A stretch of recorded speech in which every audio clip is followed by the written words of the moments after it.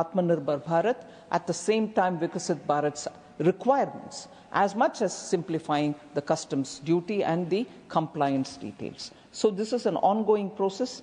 It is nothing to do with today's global situation, but a process which will continue even in the future. So, sir, one other relief which is important for me to put on the table here is we are extending the time limit for the end use of imported inputs in the relevant rules from 6 months to 1 year. Just to explain this, there are a lot of exporters who import items and on the very clear understanding that these imports are for value addition or manufacturing of a product which will get exported. So we allow it without duty, and when they come, they are expected to be used, produced and exported out within a matter of 6 months. Many exporters had difficulty. They wanted an extension of time, and therefore we have given them 6 months to 1 year. What was 6 months, we have extended now by another 6 months and said if you imported an item without duty and you want to export it, you have full 1 year's time, comply with it for that within that 1 year. And also for such importers, we will now have to file only quarterly statements and not monthly statements. Now it is monthly statements. We are saying, all right, you do it only quarterly, so that the compliance burden is completely off their shoulder. So there is one particular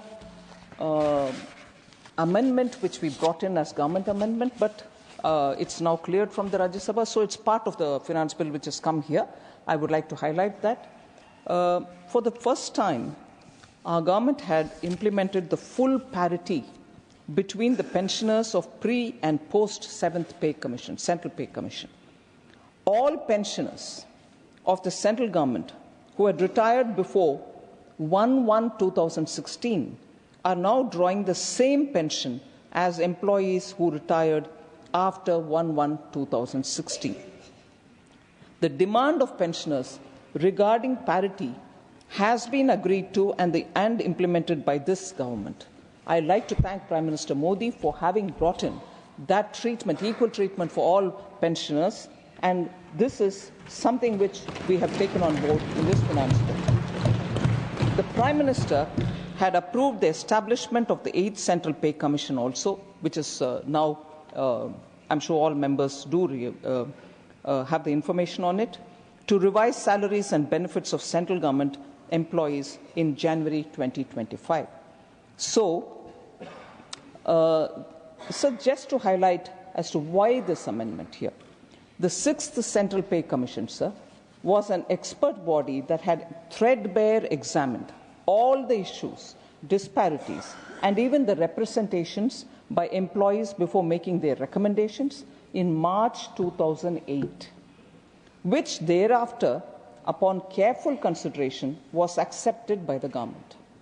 The manner of fixing pension, which was recommended by the 6th CPC, was similar to the previous CPCs. So, through this amendment, which we brought in the Lok Sabha and after Lok Sabha's passing, which is now before us, that the government is restoring the recommendations of the 6th Central Pay Commission and respecting it as an expert body. In this, I just want to add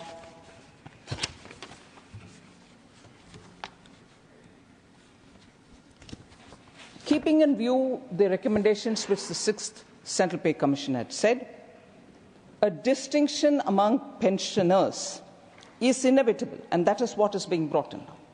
And as an amendment, and by way of validation, I want to highlight that the validation is what is being put in, and principles of expenditure on pension and liabilities.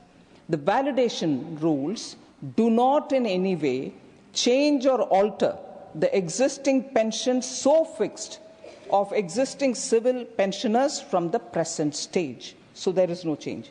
The validation rules also do not affect defence pensioners in any way, as they are covered by separate rules. It is not an amendment. I would like to underline this point. It is not an amendment to any pension rules or instructions, but only a reaffirmation of the same with effect from 1st June 1972. That is the date the CCS pension rules were promulgated. The 6th Central Pay Commission made a distinction between the retirees pre-11-2006 and those of post-11-2006 periods. The then government, 2008, had accepted the recommendations of the 6th Central Pay Commission and decided that there will be a distinction between pensioners with reference to the cutoff date of 1-1-2006. The 7th Pay Commission has brought in parity between pre-1-1-2016 and post-1-1-2016 pensioners. I again reiterate that this is only a validation of existing rules.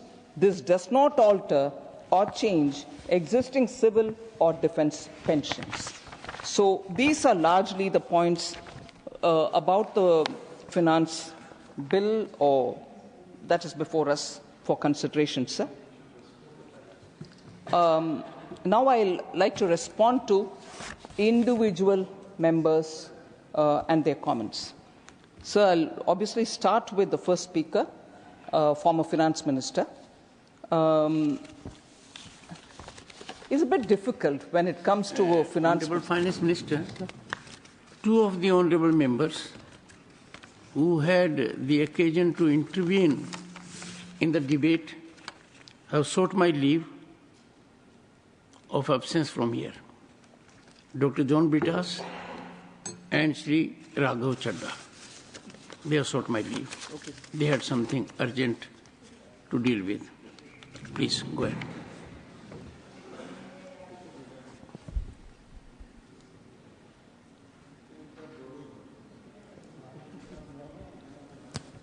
Sir, the former finance minister's observation was that the NDA government started with 4.3% of fiscal deficit. It certainly improved to 3.4%, but it rose to 4.8% in 2024-25, that is now. And that the previous governments also had faced various types of crisis, Asian finance crisis, GFS, the global financial crisis, taper tantrum, and so on. So he gently pointed out, saying, it's not right to blame the COVID pandemic. Sir, I'd like to just put it on record here that in 2014, when Prime Minister Modi's government was formed, India was the 10th largest economy. Today, within 10 years, under the leadership of Prime Minister Modi, we've reached the state of 5th largest economy, and within a few years, we will be the 3rd largest. And if the previous UPA governments also faced crisis, which he listed out, Asian financial crisis, GFS, taper tantrum, and so on, I'm constrained to mention here, the economy was a fragile 5 economy. You faced crisis, but where did you leave it? We faced COVID. Where are we keeping it today? That's the difference, sir. And therefore, I don't for a moment believe that the former finance minister wouldn't know these facts. But I take the liberty to put it before you, saying, oh no, you faced the crisis and the outcome was fragile 5. India's GDP was 10th largest in the world. We faced a crisis, but India is one of the fastest growing economy today. Sir, and also, we also faced crisis, and therefore, you facing COVID, I'd like to draw the attention of this honorable August House, sir.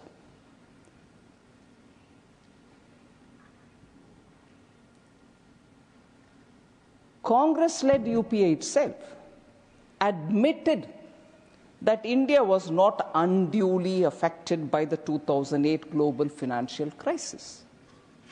In 2011, sir, the then Finance Minister, Shri Pranab Mukherjee, had said, and I quote, India, unlike most other economies, was not seriously affected by the financial turmoil of 2008 in the developed world.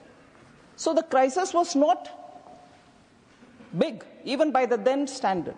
And COVID is a different one, in that it was not just a financial crisis, it was a crisis for lives. People had to live to come out of it. And livelihood was also severely affected. It is in that situation to provide domestically made vaccine to all the people, at least 1 dose, and some 2 doses,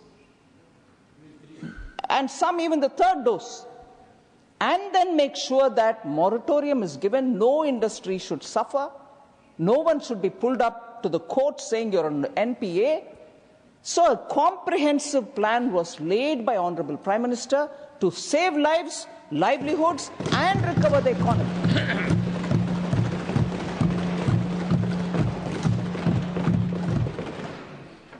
So I want to highlight, sir, also a few points from the white paper which was released in 2024. In the 6 years between 2009 to 2014, the ratio of India's gross fiscal deficit to gross domestic product was at least 4.5%. It was between 4.5 and 5 in 3 years, between 5% and 6% in 1 year, and more than 6% in 2 years. What was hidden was even higher. The special bonds, that is the oil bonds, in lieu of cash subsidy issued to the oil marketing companies, fertilizer companies, and Food Corporation of India, total nearly 2 lakh crore in the 5 years from 2006 to 2010. Accounting for such hidden debt would have swelled the fiscal deficit from 6.1 to 7.9% in 2008-9 alone. So, one, the numbers were not really stating the full story, and two, you really didn't face a big crisis, which is the words which I can see from Shri Pranab Mukherjee's own statement. So the crisis was nowhere in comparison, now that I'm looking with the benefit of hindsight, and the numbers were anyway not telling the whole story. So I would like to submit in all modesty that comparison was not right. And second, sir, unfortunately, former finance minister also said, no one remembers the budget. Every one of the taxpayer, as I said a minute ago, has benefited. The small, the low income and the middle income ones have benefited substantially. And we want to do that. We want to respect the taxpayers.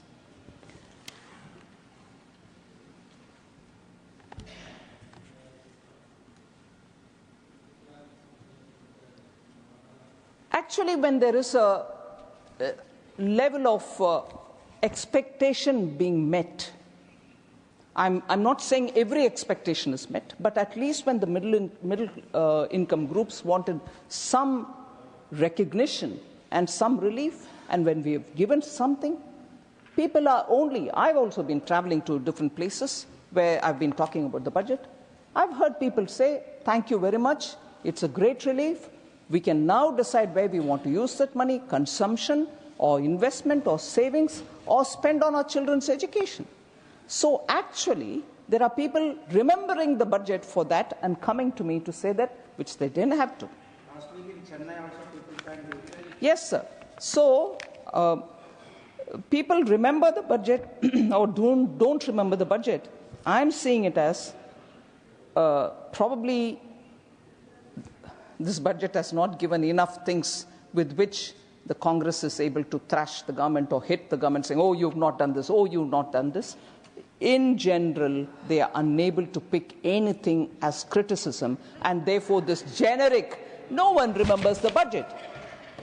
I would like to think that that was a statement in a left-handed sort of way, compliment for the budget. So then, I thought the worst thing was to hear this from the finance minister, former finance minister.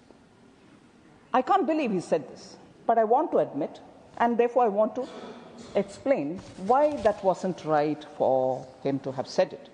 There's no fiscal strategy in the fiscal policy statement.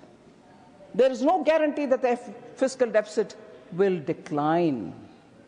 Sir, just off the cuff, since after 2020, we gave ourselves a glide path for the fiscal deficit reduction. And every year, if anything, anyone could have looked at the fiscal deficit number the moment the budget was read out. Not 1 year did we slip. Every year we've kept with the glide path given, and we are going towards meeting the fiscal deficit which we have given in the glide path, which everybody has looked at. So, the government has actually brought out a clear fiscal strategy for the year 25-26, and that is as required by the FRBM Act 2003. I would like to mention that a full section has been dedicated in the medium-term fiscal policy strategy statement, explaining the government's fiscal policy strategy in 25-26 budget document set that you get. It is there.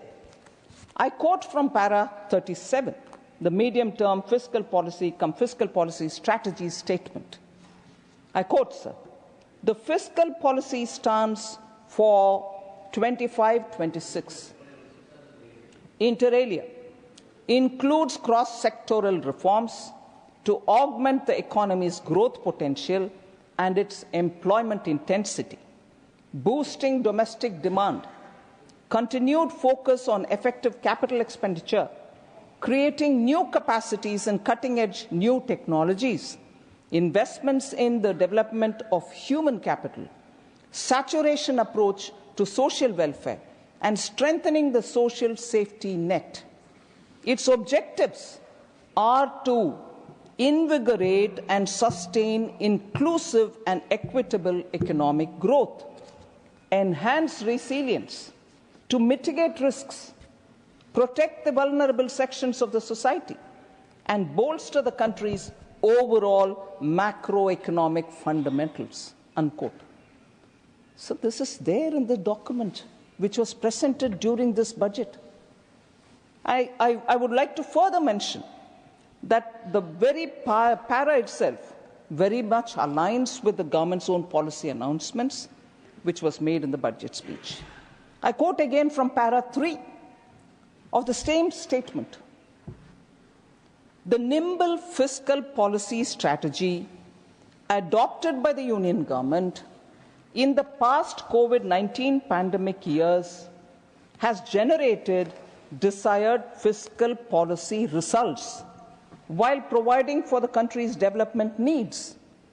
In line with the commitment made in budget for 2021-22, the country is well on track to attain a fiscal deficit to GDP ratio below 4.5% in 2025-26. Continuing on this path, the Union government in the budget speech of 24-25, the regular budget, has outlined a medium-term fiscal policy stance. It seeks to keep the central government fiscal deficit to GDP ratio such that the debt to GDP ratio is on a declining path. And this is in Annex 1, so anybody can see it. So it's amazing that in spite of this explicit mention in documented sets which go out, these are clearly given. I would request and appeal to the former finance minister to go back, look at these. Look at these, read these. And they are in alignment with what we've said in the budget speech. They are not one way, we are not another way. Everything aligns. Sir, with a bit of hesitation, and I hope you will give me that little margin because I'm defending my position here. I find if the former finance minister says something here in this House, actually on those items, on those issues, Government of India under the leadership of Prime Minister Modi achieves that much and more. I'll give you one example. Sir, on 9th February 2017, former finance minister spoke and he said he doubted the digital transactions, the digital public infrastructure that we created. And he said, and I quote, "You have now made certain transactions mandatorily non-cash. I support it, but that is the way to go. And not to tell people, go to your village fair, buy potatoes and tomatoes, and pay ₹7.50 by a credit card. What will the poor lady do? Does she have a POS machine? Does she have a POS machine there? Is it connected to an electricity source? Is there a Wi-Fi there? Is the internet working there? What kind of false picture you are presenting?" Unquote. Sir, action proves what we have done in terms of digital public infrastructure under the leadership of Prime Minister Modi. So, the concern expressed by the former finance minister has been squarely addressed. Similarly, in the fiscal deficit related concern that is expressed, I'm sure he will now appreciate that we have laid the path both for the immediate term and the medium term, and we shall achieve it like we've done it till now, all the 4-5 years. This year ends the number, coming year will end the number, below 4.5% fiscal deficit. Not 1 year's slippage. I'm sure this should give him adequate confidence to believe and trust in Prime Minister Modi's leadership.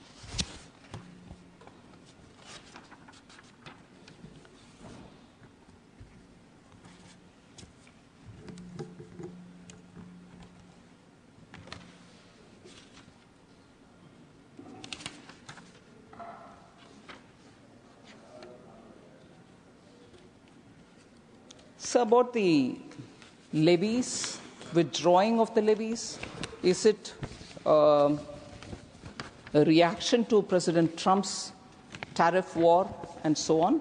I have briefly explained it, that we have been doing this since 2023. Very clear example. There were two types of equalization levies. 6% levy imposed in the financial year 2016, and 2% levy imposed in 2020, which were applicable before July 2024 itself.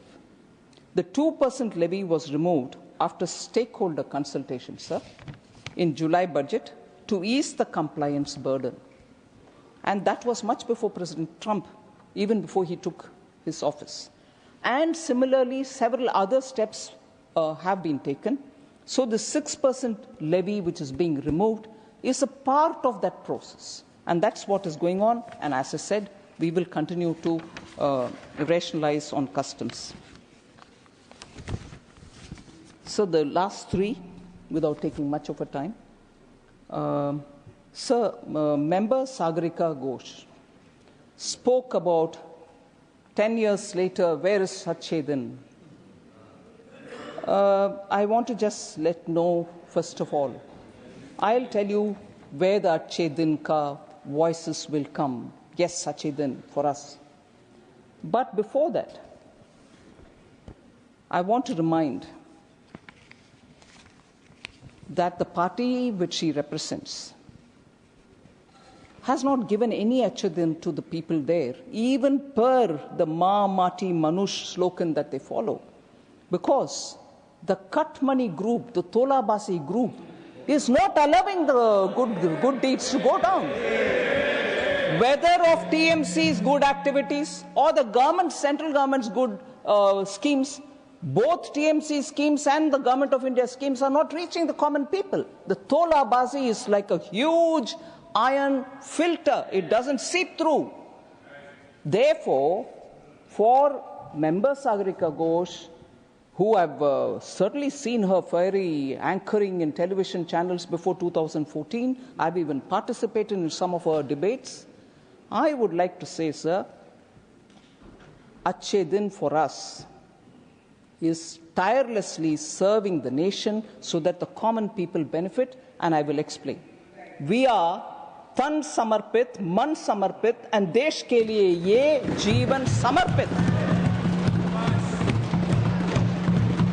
And through you, sir, I would like to tell Member Sagarika ji, instead of questioning from a biased political perspective, ask a common citizen, ask anywhere, Bengal or anywhere, who have directly benefited from our schemes. They are transformative. 55 crore Indians, if you ask them, especially women, empowered with bank accounts under Jan Dhan Yojana, अच्छे दिन आए हैं कि नहीं, जरूर बोलेंगे अच्छे दिन आए हैं, क्योंकि जन धन अकाउंट उनको मिला. Ask 4 crore families who received PM Awas Yojana, Jandan, PM Awas Yojana, अच्छे दिन है कि नहीं, अच्छे दिन है बोलकर. Ask more than 12 crore rural households enjoying the dignity of toilets under Swachh Bharat mission, अच्छे दिन है. Ask 12 crore rural households receiving tap water under Jal Jeevan mission, अच्छे दिन है. Ask over 10 crore families liberated from smoke-filled kitchens under PM Ujjwala Yojana connections, अच्छे दिन है. Ask beneficiaries buying affordable medicines from 15,300 Jan Aushadhi Kendras at 50 to 80% cheaper rates, अच्छे दिन है. Ask 37 crore citizens protected by Ayushman Bharat's 5 lakh health insurance cover, annually 5 lakh, अच्छे दिन है. Sir, 68 lakh street vendors provided with credit support under PM Swanidhi. They are all guaranteed by Prime Minister, and the sovereign guarantee provided. They don't need to give any security or papers to be given or gehna being given or gold being given. Achhe din hai. Ask beneficiaries of over 50 crore loans sanctioned under PM Mudra loan. Achhe din hai. So, अच्छे दिन, sir, I want to say this, अच्छे दिन उन्हें ही दूर लग सकते हैं जिनके लिए शासन का मतलब सिर्फ भ्रष्टाचार और तोलाबाजी है.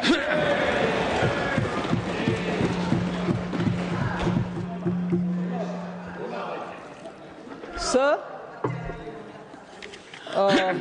Member Priyanka Chaturvedi, I'm not sure if she's here, she spoke about cesses and surcharges. I want to underline, sir, I'm sure the honourable member is quite informed on this matter. It's not a novel tax that we have brought, cess or surcharge. It's been, for a very long time, a part of India's fiscal policy. Health and education cess and surcharge, for instance, were introduced in 2004. And as per Article 270 of the Constitution, cesses and surcharges are not shareable with the states. It's constitutionally clearly said. So for us to be told, you are not doing it, no. That's how the framework is. However, the receipts of levy of cesses are for meeting specific expenditure of the union government, be it education, be it health, be it road, be it transport. And contrary to the claims, sir, that states do not benefit from cesses and surcharges, I like to clearly say these are the funds which are being used for centrally sponsored schemes like Manrega, National Food Security Act, and these schemes are either predominantly or fully funded by the centre but implemented by the states. Thereby, it benefits them. Sir, for example, Samagra Shiksha midday meal schemes are all funded by these cesses and surcharges. The states are the ultimate beneficiaries of cesses, as the cess collection are spent in the states itself. I want to underline the fact, sir. In the 6 years between 2019 and 20, and 24 to 25, 1920 to 24-25, 6 years, the cumulative utilization has exceeded collections, with 105% of the total cess collected already utilized. That is, in the 6 years, amount collected under cesses and surcharges is 15.14 lakh crores. What was utilized by the states? 15.97 lakh crores. So much more than what is collected in cesses and surcharges have actually gone to the states. So central government does not sit with that money because these are collected for specific reasons.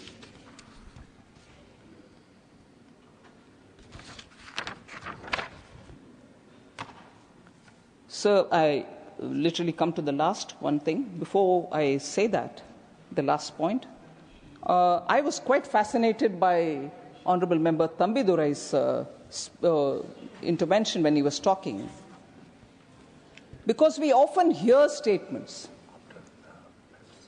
and one or two points which Honourable Member Thambidurai said is something which is important for us to recollect. He said, if I've heard him right, the overall outstanding liability of Tamil Nadu is more than 8 lakh crores. I guess member said that. And during the DMK period, 4 lakh crores have been taken in addition. This 8 lakh crore, 4 comes during the DMK rule. We don't know where the money has gone. And the DMK members criticize here about the central government. I'm indeed grateful to Member Thambidurai for having said that. And he also spoke about the scams where there are raids and so on. But I want to use this opportunity to talk about tax devolution to Tamil Nadu, sir. Sir, 58,021 crores has been budgeted as tax devolution for the upcoming year, 25-26, which will start from day after tomorrow. Tax devolution to Tamil Nadu between 2004 and 14 was 94,971 crores. Between 2014 and 24, which is the last year, we are not including this year, 2,92,013 crores, which is 207% more. Grants and aid and from Government of India during 2004 to 14 was 57,925 crores. Now, meaning 2014 to 24, 2,55,875 crore, 342% increase. So, if I'm comparing only 2 periods, sir, I would like to say net proceeds of shareable central taxes to states under finance commissions. Yes, I'm just going to read that. Will you please just hang on? I'm giving the percentages. 12th Finance Commission, sir, 2005 to 10, 30.5%. Net proceeds of shareable central taxes to states under finance commissions. 13th Finance Commission, 2010 to 15, 32%. 14th Finance Commission, 2015 to 20, 42%. 15th Finance Commission, 2020 to 26, 41%, and that is 1% reduction because of the UT, which is J&K. Now, sir, I also want to underline the fact that the Finance Commission, 14th Finance Commission, when the report was submitted and 2014 Honourable Prime Minister received the report and the Cabinet went through it and so on, there was one recommendation, sir, which is very important, because I've heard Member John Brittas also talking about central schemes, Priyanka Chaturvedi ji talking about, central sector schemes and so on. That Finance Commission, which actually raised the devolution from 32 to 42%, had said, you may please close down all the central sector schemes. Now that the devolution is far more than before, from your hands to the state, close the central sector schemes. You shall shut it. No centrally sponsored schemes. But Prime Minister Modi, having been a chief minister in a state, understanding the requirements of the state, said, no, I will continue with these two schemes as well.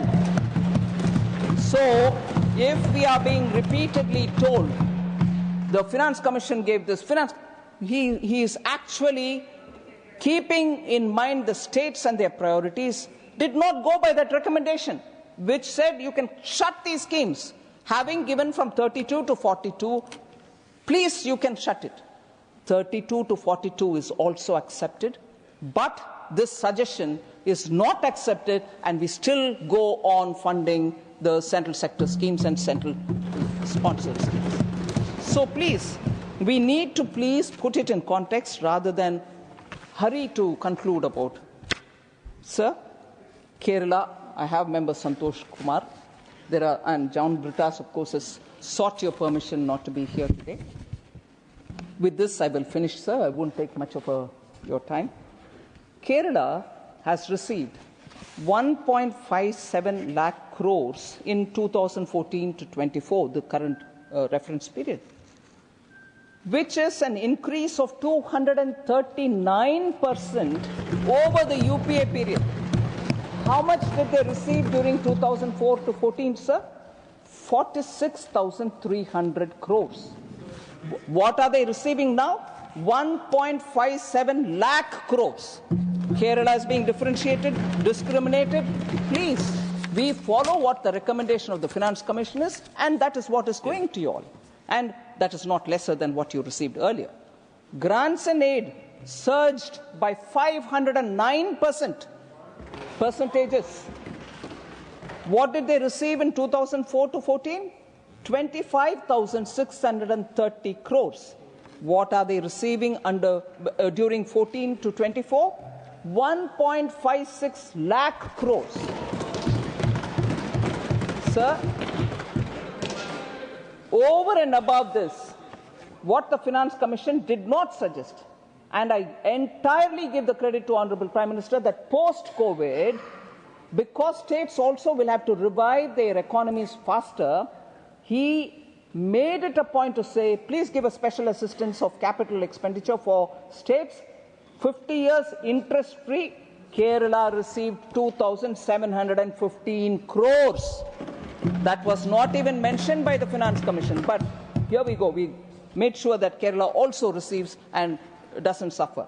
So Kerala has never been, and I like to say this with a sense of responsibility, has never been supported better than this government, the way in which Prime Minister Modi has supported it. In terms of actual numbers, in terms of actual projects. And I'm not naming the project. There was a project, sir, where highway has been extended from one destination to a point, and from the other destination to this point, but midway, there was it the Kollam Junction or something, which was waiting for 40 years. It was Prime Minister Modi who completed that little bit. It was litigated upon. From A to B, the road goes, but there is one little patch which, because it was in the courts and other things, every government gave excuses, it wasn't completed. Prime Minister Modi made sure that every hurdle was crossed legitimately, and that project was completed. 40 years for a road. That's fine, but wasn't it taken earlier? The initiative was not taken by state government earlier. It required Prime Minister Modi to come. Pehle karna tha na? Don't, please. 40 years they sat with it. Different central governments. They didn't do it at that time. State government also took initiative. Of course, it's your land. You will have to take initiative, but you didn't do it till before Prime Minister Modi came. So, sir, sir, I'll tell you. Sir, I'm sorry to have to bring this. I wouldn't have said it here in the House. And these are not my words. But it's hurting to hear Kerala repeatedly saying that you're discriminating against Kerala. You're discriminating even in our borrowing. April 1st, 2024, on a matter related borrowing limits, which is definitely supervised under Article 293. Sir, you are an expert on the Constitution. I don't need to talk. Article 293, Centre has the authority to look at the borrowings of the states. In that matter, they went to the Supreme Court, sir. And on April 1st, I'll just read two observations which were given. I never would imagine, I didn't think I'll be having a day when I have to say this, because all right, it happens in court, you have a difference, I have a difference, we go to the court. But repeated, in spite of giving all the facts, repeatedly alleging, oh, Prime Minister Modi doesn't do this for Kerala, doesn't do this. I want to quote the court's words. Supreme Court's own words. Quote, if the state has essentially created financial hardship, if the state, I repeat, if the state has essentially created financial hardship because of its own financial mismanagement, such hardship cannot be held to be an irreparable injury that would necessitate an interim relief against the union. I didn't say it, unquote. This is Supreme Court, sir. Another line that they said,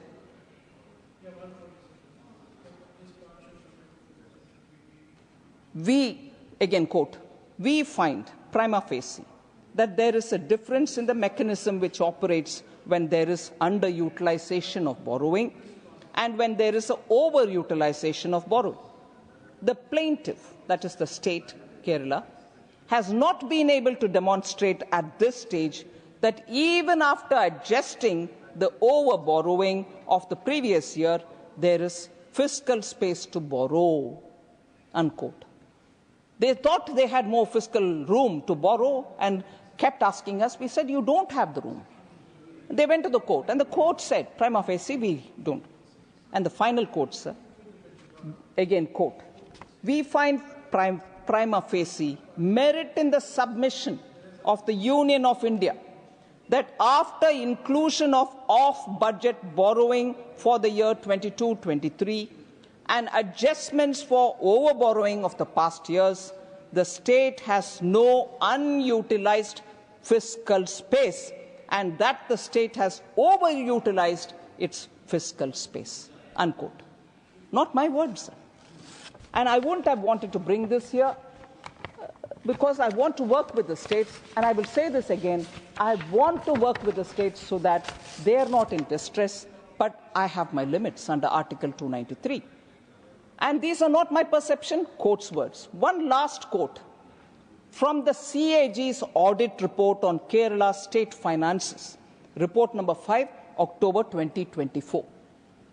I didn't intend to say it here, but when you repeatedly allege that the central government is discriminating against Kerala, I'm compelled to say this, sir. I'm sorry.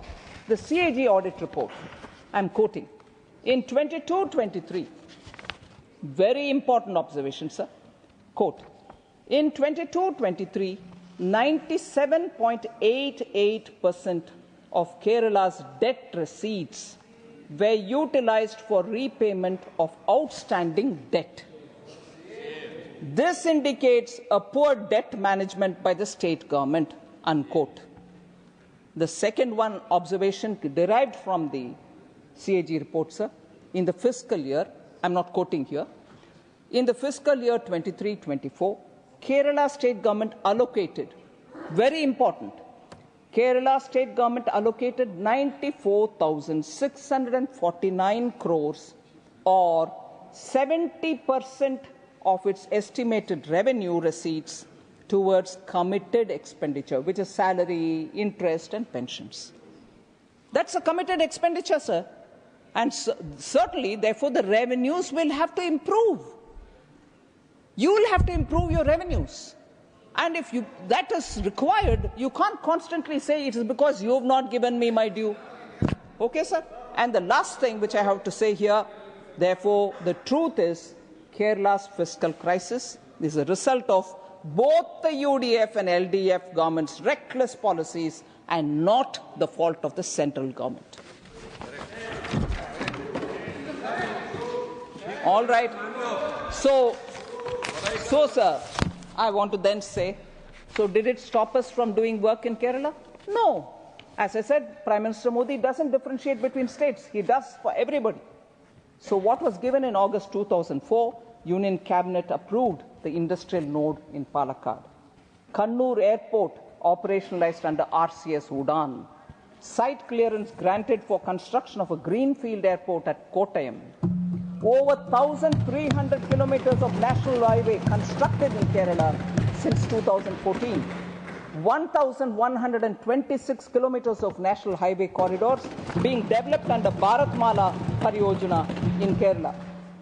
India's first water metro inaugurated by PM Modi in April 2023. Kochi Metro inaugurated by PM Modi in 2017. 25 kilometers of rail operationalized since 2014. Huh? Old story. Old story. Money. It is still money. Old story. 60 years ago, when 60 or even more, when when Chief Minister, wait, you are from Communist Party, at least have this kind of a gratitude to remember this. When Namboodiripal's government was thrown out by the Congress. Until today, old as that, not this. You are using these roads even today. You are using these airports even today. But do remember the day when democracy was killed by an elected government being thrown out. Where were you at that time? Is that old or not? Metro abhi chalu nahi hai. Metro chalu nahi hai. Paisa kiske liye? Of course, you are a Communist Party member. You are sitting in alignment with Congress. Congress is the one which throw you out. You don't even want to remember that? Why you bring Namboodiripal? With respect, I will bring Namboodiripal. That was the patron of communism in India. You Honorable want to forget Finance it? Minister. Honorable Finance Minister. Sir. That was the first ever left government in the world. That's right, sir. Right. First ever elected communist government in the world. You're right, sir. Thank you for putting in that. Sir, I am astonished that relevance here. You said these are all old. That's old. I want to say, Santosh Kumar ji, sir, these are still in utilization. People are using these ports and everything else even today. And he says this is old. But for me, even that 1959 throwing out the communist government is not old. Shows how Indian democracy was misused by the Congress. I'll never forget that. I'll never forget that. And a Communist Party member tells me what's the relevance of it. It hurts me no end, sir. It hurts me no end. I'm surprised. You should never forget it as long as you're fighting for your ideology. A minute ago you said, in ideology we'll fight with you. Arey, ideology bhul gaye aap? Bhul gaye. Namboodiripal ko bhul gaye, bhai. Sir, Kochi Metro inaugurated by Prime Minister Modi in 2017. It is still operational. Santosh Kumar ji uses it, but he says, what is it that's old? He uses it, but he's forgotten. Not even a decade is completed, sir. 25 kilometers metro rail operationalized since 2014. Record railway budget allocation of 3,042 crores. 125 kilometers of new tracks constructed in Kerala since 2014. 2 Vande Bharat trains are started. 35 railway stations are being redeveloped. These are old, maybe for Santosh Kumar, but the people of Kerala remember all this. Social infrastructure, sir. I'll finish with this. 1.6 lakh houses built in PM Awas Yojana. 2.5 lakh household toilets constructed under Swachh Bharat Mission. Over 21 lakh tap water connections provided under Jal Jeevan Mission. 82 lakh Ayushman cards provided. 1,500 plus Jan Aushadhi Kendras operationalized. 66 lakh Jandan accounts opened. Accounts are running even today. People are using it. 1.6 crore mudra accounts sanctioned. They are all now people living in there and benefiting because they were denied all this earlier. Now it's being given. Thank you very much. Secretary General, message from Lok Sabha. Sir, with your kind permission, I rise to report that the Lok Sabha at its sitting held on 27th March 2025 passed the Immigration and Foreigners Bill 2025. I lay a copy of the said bill on the table. I shall put the motion regarding consideration of the appropriation. Honorable Finance Minister, clarification. Left to you. Yes. Left to you, sir. Honorable. Honorable. Yes, it's there. I'm Both mics are there. I'm grateful to the Honorable Finance Minister for clarifying the sections regarding pensions and the validation. I understand that. It was section 142 to 145 of the original bill. It has now become 147 to 149 or 50. That's correct. And therefore, in order to validate, she has given retrospective effect from 1st June 1972. That is also correct, and I'm grateful. But I want to know if it retrospective for 1st June 72, and it is only purposes validation of the past, why is there not a sunset clause at the end? This power, which she is taken under the original bill section 144, will continue for the future also. So having given retrospective effect from 1st June 72, which is correct, she should add a sunset clause 31/3/2020. Honorable Finance Minister. Oddly, sir, I'm not getting into the details. Now newer pay commissions are also coming. They'll also talk about it. And based on that, the whatever has got to be affected will take place. So we'll wait for the new Central Pay Commission report, and from there we'll take it. I shall first put the motion regarding consideration of appropriation number 3, Bill 2025 to vote. The question is that the appropriation number 3, Bill 2025, as passed by Lok Sabha, be taken into consideration. Those in favor will please say aye. Those against will please say no. I think the ayes have it, the ayes have it, the ayes have it. The motion is adopted. We shall now take up clause by clause consideration of the bill. Clauses 2 to 4 and the schedule stand part of the bill. Those in favor will please say aye. Those against will please say no. I think the ayes have it, the ayes have it, the ayes have it. Clauses 2 to 4 and the schedule are adopted. Clause 1, the enacting formula and the title stands part of the bill. Those in favor will please say aye. Those against will please say no. I think the ayes have it, the ayes have it, the ayes have it. Clause 1, the enacting formula and the title are adopted. Srimati Nirmala Sitharaman ji to move that the bill be returned. Sir, I rise to move that the bill be returned. Motion moved that the bill be returned. The question is that the bill be returned. Those in favor will please say aye. Those against will please say no. I think the ayes have it, the ayes have it, the ayes have it. The bill is returned. I shall now put the motion regarding consideration of the Finance Bill 2025 to vote. The question is that the Finance Bill 2025, as passed by Lok Sabha, be taken into consideration. Those in favor will please say aye. Those against will please say no. I think the ayes have it, the ayes have it, the ayes have it. The motion is adopted. We shall now take up clause by clause consideration of the bill. Clauses 2 to 150 and the first to third schedules stand part of the bill. Those in favor will please say aye. Those against will please say no. I think the ayes have it, the ayes have it, the ayes have it. Clauses 2 to 150 and the first to third schedules are adopted. Clause 1, the enacting formula and the title stand part of the bill. Those in favor will please say aye. Aye. Those against will please say no. I think the ayes have it, the ayes have it, the ayes have it. Clause 1, the enacting formula and the title are adopted. Srimati Nirmala Sitharaman ji, to move that the bill be returned. Sir, I rise to move that the bill be returned. Motion moved that the bill be returned. The question is that the bill be returned. Those in favor will please say aye. Aye. Those against will please say no. I think the ayes have it, the ayes have it, the ayes have it. The bill is returned. Honourable members, the House stands adjourned to meet at 11 a.m. on Friday, the 20th March 2025.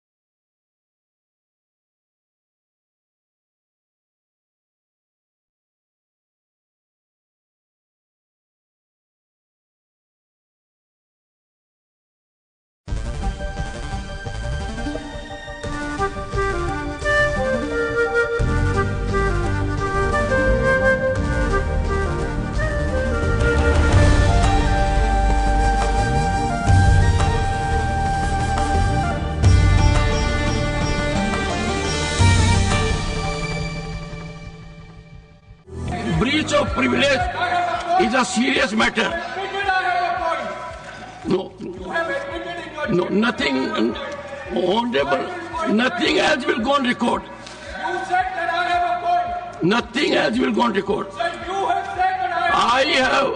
I have declined with a deep sense of anguish and pain that we rushed to invoke breach of privilege. We rush to the media, give it traction, try to tarnish image, and I have said on a number of occasions, this House will not be a platform to ruin reputations of people. We have to protect. I therefore,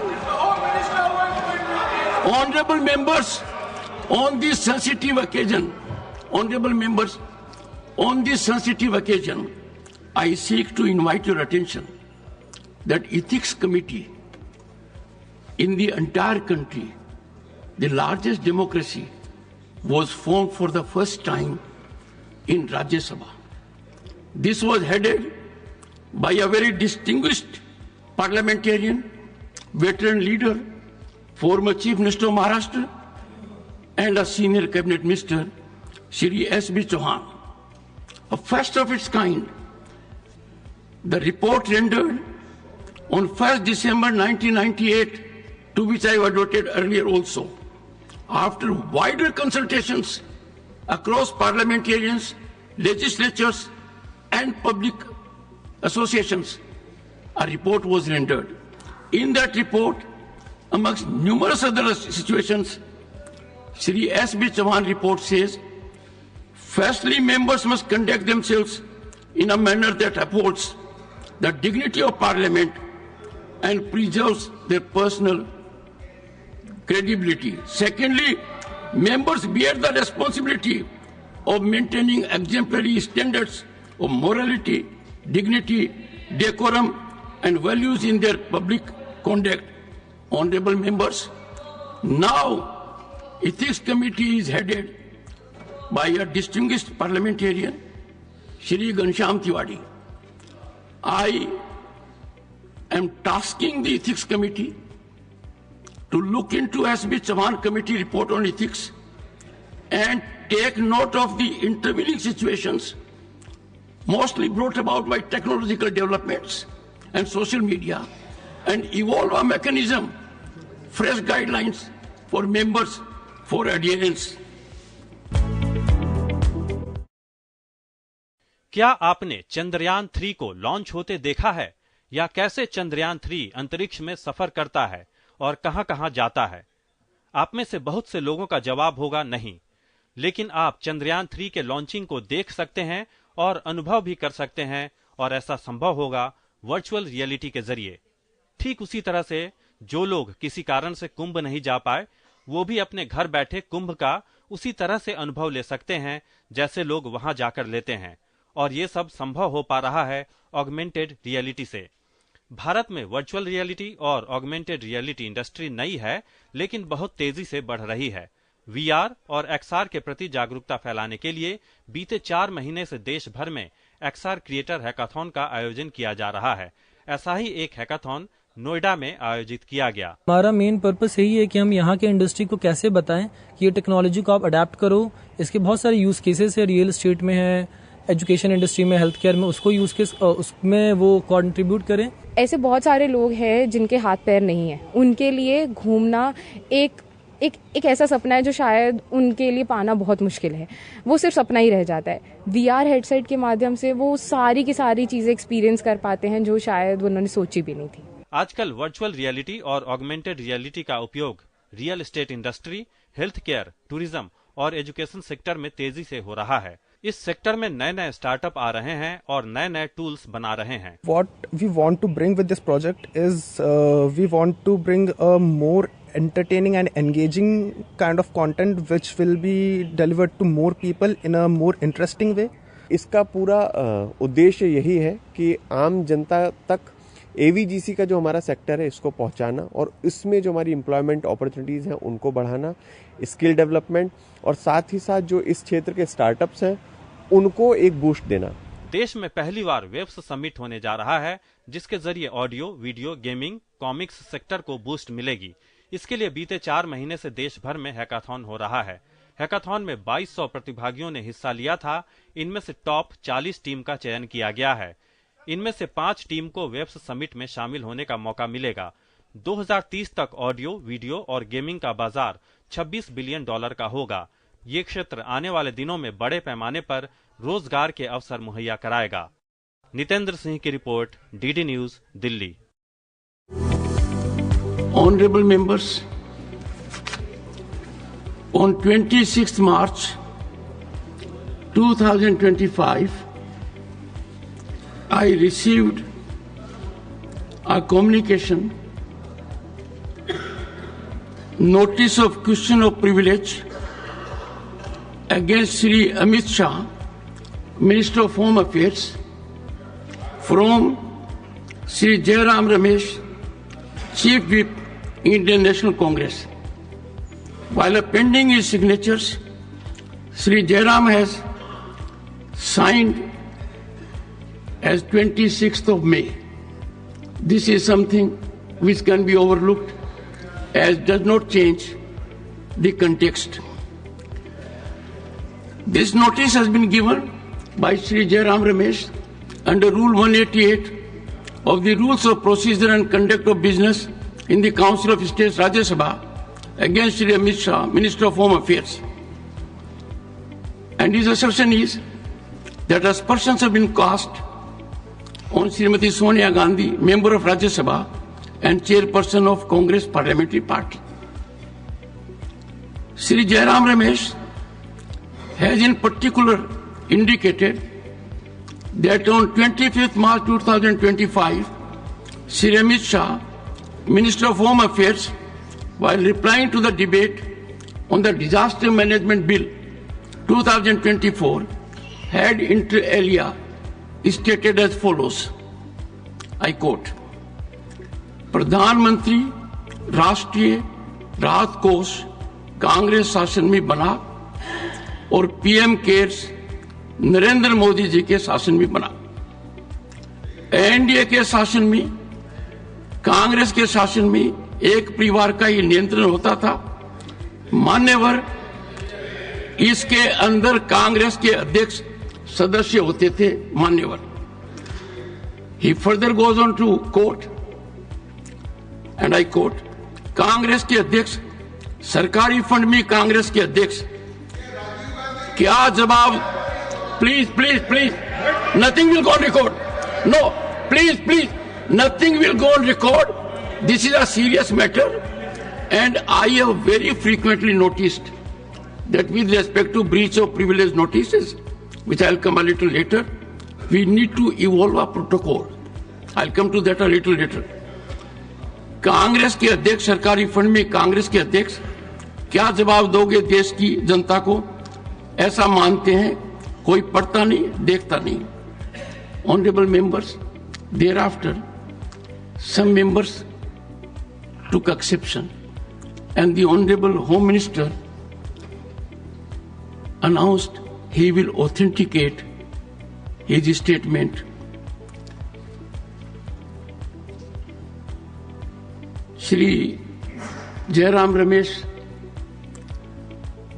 after indicating this, has requested that in view of the foregoing, privilege proceedings may be initiated against Shri Amit Shah, Union Home Minister. Honorable members, this has found wide traction in media. If a communication is sent to the chair, as has been indicated in the bulletin, and a long-standing practice, it should not get publicity.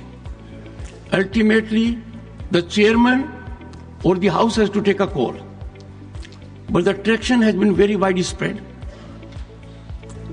I have taken note of the authentication wherein Shri Amit Shah, Honorable Home Minister, has indicated, I quote, मैं राज्य सभा में दिनांक 25 मार्च 2025 को आपदा प्रबंधन संशोधन विधेयक 2024 के चर्चा के दौरान मेरे द्वारा प्रधानमंत्री राष्ट्रीय राहत कोष PMNRF पर की गई टिप्पणी को सत्यापित करते हुए भारत सरकार द्वारा दिनांक 24 जनवरी 1948 को जारी प्रेस विज्ञप्ति को आपके समक्ष रखता हूं। Honorable members, he has authenticated a document which is January 24, 1948, Press Information Bureau, Government of India, Press Note, Prime Minister's National Relief Fund, Pandit Nehru's appeal. Pandit Nehru has issued the following appeal. I am focusing, honorable members, the relevant part, it will be available to you. I am therefore starting a fund called, quote, the Prime Minister's National Relief Fund, unquote, and I invite donations to this fund. And then the constitution of the fund is given. It will be managed by a committee consisting of, number 1, the Prime Minister, number 2, the President of the Indian National Congress, the Deputy Prime Minister, and there are some other members. Honorable members, I have carefully gone through the debate and what the Union Home Minister asserted. Home Minister focused in categorical terms that this was the practice. Sir, this is too clever by half. This is too clever by half. Honorable members,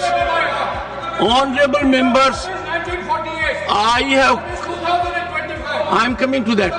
I'm coming to that. Nothing will go on record. Nothing will go on record. No, nothing will go on record. Nothing. Honorable members, let me reflect. I have carefully gone through it. I find there has been no transgression. There has been absolute adherence to truth, which is vindicated by a document that is available to the honorable members. And that being the situation, I cannot persuade myself to accord any acceptance to this notice of question of privilege against Sri Amit Shah, Minister of Home Affairs.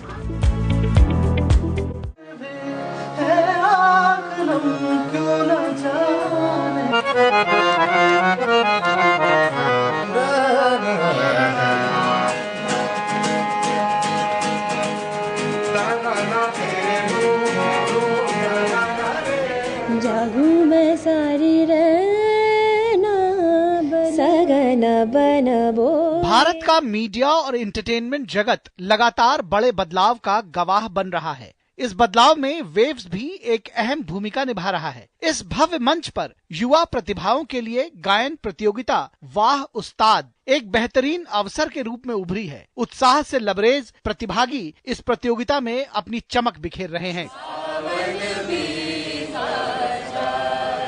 वाह उस्ताद एक बहुत ही अच्छा platform है जिससे आगे सीखने को बहुत कुछ मिलेगा। I am very happy and thank you waves. बहुत कुछ सीखेंगे और एक एक्सपीरियंस लेके जाएंगे। We are extremely honored and grateful and thankful to Doordarshan, Ministry of Information and Broadcasting for bringing out an initiative like Waves and also for making us the Gharana part of it. इन लोगों का सफर यहीं खत्म नहीं होता। इसके बाद चुने हुए प्रतिभागी संगीत जगत में अपना लोहा मनवाने के लिए अगले राउंड में हिस्सा लेंगे। वाह उस्ताद जैसी पहल के साथ वेव्स केवल एक समिट नहीं है, बल्कि ये विभिन्न प्रतिभाओं के लिए एक लॉन्च पैड है जो देश के युवाओं को एक वैश्विक मंच दे रहा है। इस तरह की पहलों के साथ मनोरंजन जगत का भविष्य बेहद सुनहरा नजर आ रहा है। सिद्धार्थ भारद्वाज की रिपोर्ट, डीडी न्यूज। माननीय सदस्यगण, माननीय स्वास्थ्य मंत्री जी ने कुछ विषय रखा था माननीय संसद सदस्यों के स्वास्थ्य के परीक्षण के विषय में। उसके लिए यहाँ पर संसदीय शोध में प्राइड द्वारा मेडिकल कैंप चालू है जिसमें आप जांच करा सकते हैं और भविष्य में आपके सुझावों के आधार पर और व्यापक जांच परीक्षण सभी माननीय सदस्यों की, सचिवालय के सभी कर्मचारियों की कराने की योजना बनेंगे। और एक विषय माननीय सदस्यगण, मुझे कई माननीय नौजवान युवा साथी मिले थे अलग अलग विषयों पर, जिन्होंने वन नेशन वन इलेक्शन पर अपने तर्क, संवाद, अपने दृष्टिकोण रखे हैं। बहुत अच्छे दृष्टिकोण, तर्क रखे हैं। मैं माननीय सदस्यों से भी आग्रह करता हूं कि वह भी संसदीय समिति को अपने अपने तर्क, संवाद, चर्चा और चिंतन रख सकते हैं। वेव्स के यंग फिल्म मेकर्स चैलेंज में युवा फिल्म निर्माताओं का उत्साह और जोश सातवें आसमान पर है। और ये जोश हो भी क्यों ना, इतने बड़े मंच पर उन्हें प्रतिभा, रचनात्मकता और कल्पना दिखाने का भरपूर अवसर जो मिल रहा है। यंग फिल्म मेकर्स चैलेंज को 2 श्रेणियों 12 से 15 और 16 से 19 वर्ष में बांटा गया है। इसके अंतर्गत युवा फिल्मकारों को मात्र 60 सेकंड में अपनी कौशल और प्रतिभा को फिल्म के माध्यम से स्क्रीन पर दिखाना है। यंग फिल्म मेकर्स चैलेंज का मकसद प्रतिभागियों के बीच नवाचार, कहानी कहने की कौशल और डिजिटल साक्षरता को बढ़ावा देना है। भारतीय मीडिया एंड एंटरटेनमेंट इंडस्ट्री को दुनिया के best of the best in the world पे पहुंचाने के लिए व्हिस्लिंग वुड्स इंटरनेशनल के उपाध्यक्ष चैतन्य चिंचलीकर ने वेव्स में मीडिया और मनोरंजन उद्योग में वैश्विक पहचान बनाने के लिए 3 महत्वपूर्ण स्तंभों पर जोर दिया। पहला स्तंभ है सरकार की इच्छा शक्ति और क्षमता, जो सरकार की नीतियों का दर्पण है। वहीं दूसरा स्तंभ है एक स्थान, जहां से भारत की फिल्म उद्योग की आवाज पूरी दुनिया तक पहुंच सके। तीसरा स्तंभ देश के प्रतिभाओं के विकास पर ध्यान देना है। इंडिया को, भारत को दुनिया के मीडिया एंड एंटरटेनमेंट इंडस्ट्री में अग्रिम पोजीशन लेना है, उसके लिए ये वन ऑफ 3 पिलर्स है और ये बहुत जरूरी है एज वन ऑफ 3 पिलर्स, जो kind of where it is incumbent, it is almost mandatory that you have to have all 3 pillars if you want to make sure that India is at somewhere at the top. चैतन्य चिंचलीकर का मानना है कि waves में सर्वश्रेष्ठ प्रतिभाओं और रचनात्मकता का एक बेजोड़ संगम देखने को मिलेगा। वेव्स फिल्म निर्माताओं को कहानी कहने, अपनी प्रतिभा दिखाने के साथ साथ आत्मविश्वास पैदा करने का काम करेगी। तो तैयार हो जाइए रोमांच और विविधता से भरपूर वेव्स के लिए।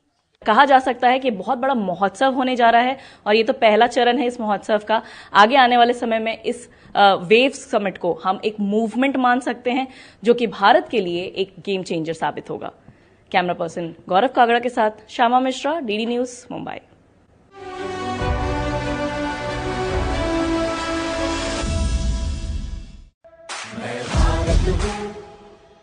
भारत है मुझमें, मैं ताकत हूँ, ताकत है मुझमें, मैं भारत हूँ, भारत है मुझमें, मैं ताकत हूँ, ताकत है मुझमें। हम भारत को नतमस्तक है, हम योद्धा के 2 हस्तक है, हम भारत भाग्य विधाता है, हम भारत के मतदाता है।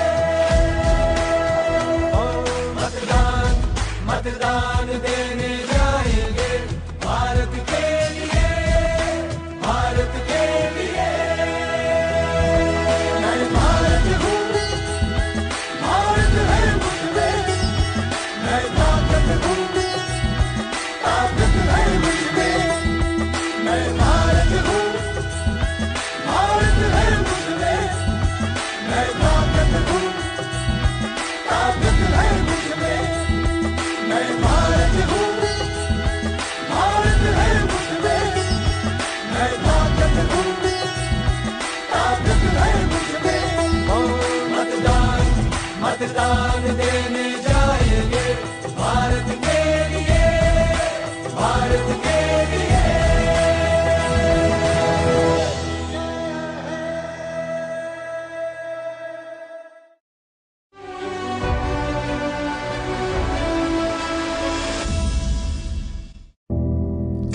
खेलो इंडिया ये कार्यक्रम नहीं है, ये एक मिशन है। खेलेगा खेलेगा मेरा इंडिया, जीतेगा जीतेगा मेरा इंडिया, खेलेगा खेलेगा मेरा इंडिया, जीतेगा जीतेगा मेरा इंडिया।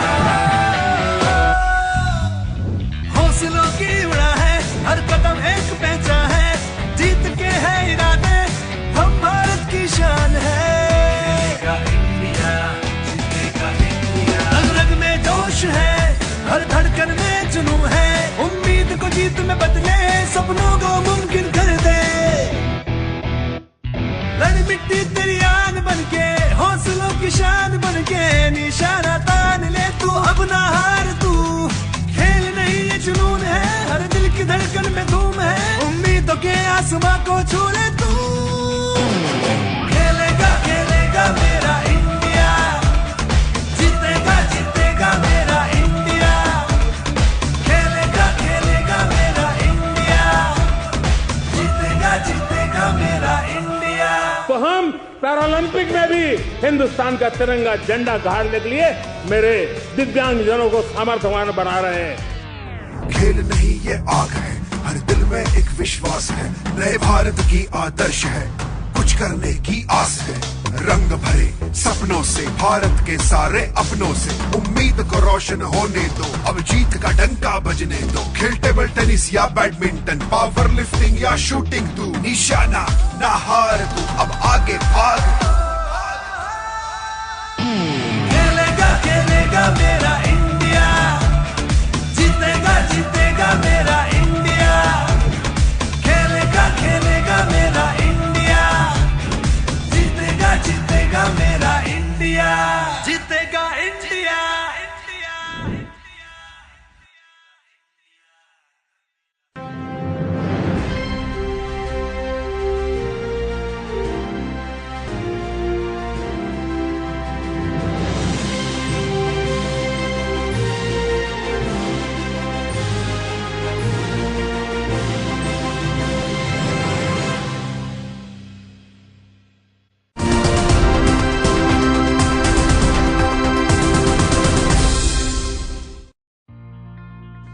किसी भी देश को परिभाषित करने के लिए उसकी संस्कृति काफी है।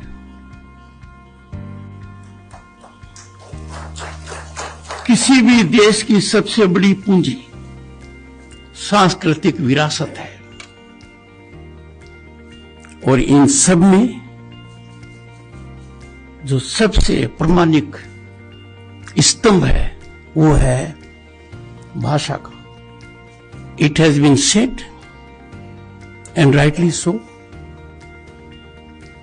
the best way to conquer a territory is not to overtake it physically, to overtake its culture, to destroy its language. और ये एक सुखद बात है स्वतंत्र भारत में, और हाल के वर्षों में भाषा पर बड़ा भारी जोर दिया जा रहा है। हमारी हर भाषा, मराठी उनमें प्रमुख है, ज्ञान का भंडार है। जन्म से ऐसी भाषाएं होती हैं जिनमें हम सपने लेते हैं, हमारे मन में विचार आते हैं, पर कालखंड चालू हुआ करीब 1200 साल पहले, 1300 साल पहले। तब तक सब कुछ उत्थान पर था, सब ठीक चल रहा था, दुनिया हमारी ओर देख रही थी, हम ज्ञान के भंडार थे। नालंदा तक्षशिला जैसी संस्थाएं हमारे यहां थी। फिर आक्रमणकारी आए, they were very oppressive, very cruel, brutal for our language, for our culture, for our religious places. Barbarity and vindictiveness was in extremity. Enormity can be seen from the perspective कि हमारे दिल पर चोट करने के लिए हमारे धार्मिक स्थल के ऊपर ही अपना स्थान बना दिया और हमारी भाषाओं को कुंठित कर दिया। यदि अगर हमारी भाषा नहीं पनपेगी तो हमारा इतिहास भी नहीं पनपेगा। अब इतिहास हमें दूसरे के दृष्टिकोण से नहीं देखना होगा, हमें स्वयं को देखना होगा। हमारी भाषा और भाषाएं, they are jewels in our civilization. दुनिया का कोई देश ऐसा नहीं है कि हमें कोई पाठ पढ़ा सके कि व्हाट इज इंक्लूसिविटी। भारत एक अकेला देश है जिसकी भाषाएं दुनिया में स्थान रखती हैं। Language is not only literature. Language is beyond literature.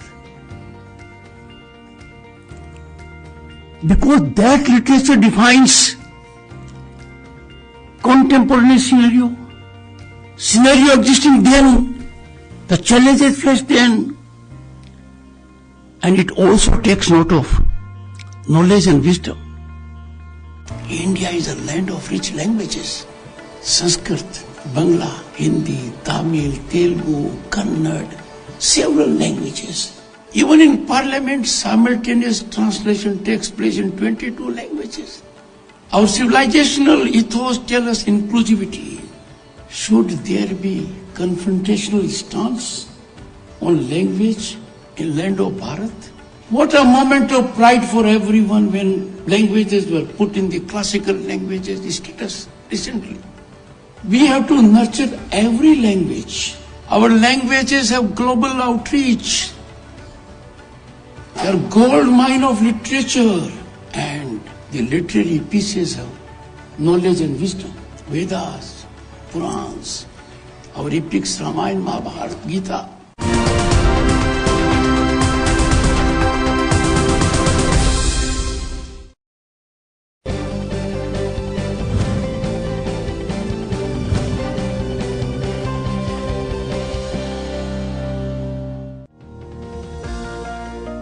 Formed as the 29th state of India, Telangana came into being on 2nd of June 2024.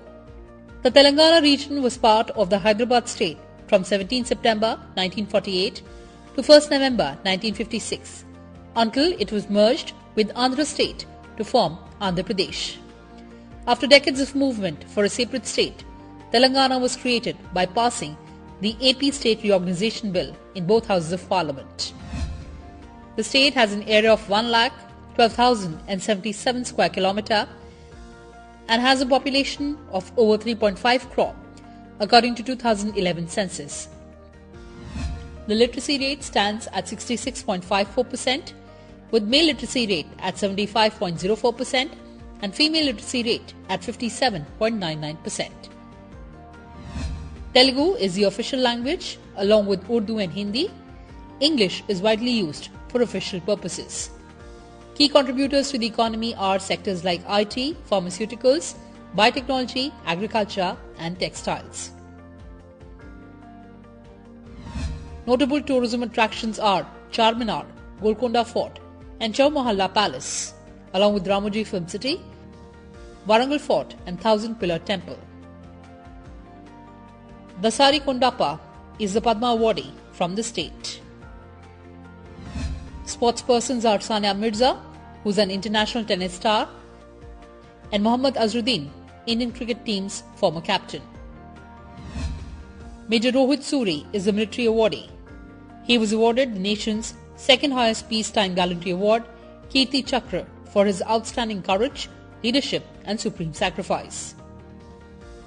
And in this edition, Sansad TV speaks exclusively to the Governor of Telangana. Hello and a very warm welcome viewers. You're watching this special presentation of Sansad TV State Scan with your host Kriti Mishra. And this edition is streaming from Raj Bhavan of Telangana.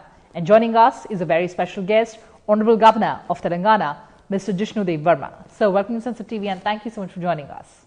Namaskar. So let's begin talking about early political years of your life. You joined the BJP in the early 1990s. Then of course you became the Deputy Chief Minister of the state of Tripura. Take us to the early political journey of your life. We started our political journey actually before 90 also, but actively from 90 because I stood in elections from early 90s, so they counted from 90s. But we were political activists prior to that date.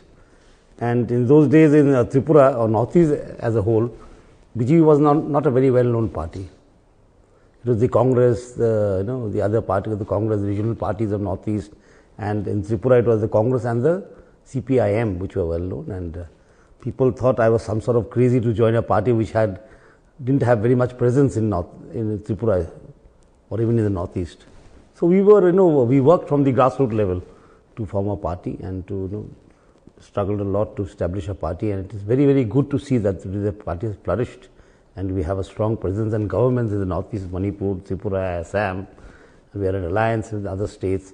So it's very fruitful to see that the seedling that we planted has bearing so much, become a huge tree and is bearing so much of fruit, and people are prospering. Northeast has changed its, its landscape from being a very troubled area to a developing area. And just now the Prime Minister celebrated a huge celebration in Bharat Mandapam, Mahotsav, Ashtalakshmi Mahotsav. It's a beautiful thing that today Northeast is in the center of things. There is no question of periphery and mainland. We are very much part of the mainland activity, whatever you call the mainland. We are very much there. There is no question of periphery and one corner, this corner. Today, Northeast is in the center stage of Indian development. That is one of the wonderful things that we have seen. So I can see your keen interest in the development of Northeast, and I'm also reminded of the fact that you served as the chairman of the Northeast Regional Power Committee. Now the government has undivided focus on Northeast. It says that it's not about look east. Now the focus is on act east. How has that vision translated into reality and changed the landscape of Northeast? The whole slogan, look east, was something, very quite vague, because it projected Northeast as some mysterious land which was far away, a Shangri-La type of thing. But Modi ji changed the whole thing and said, act east.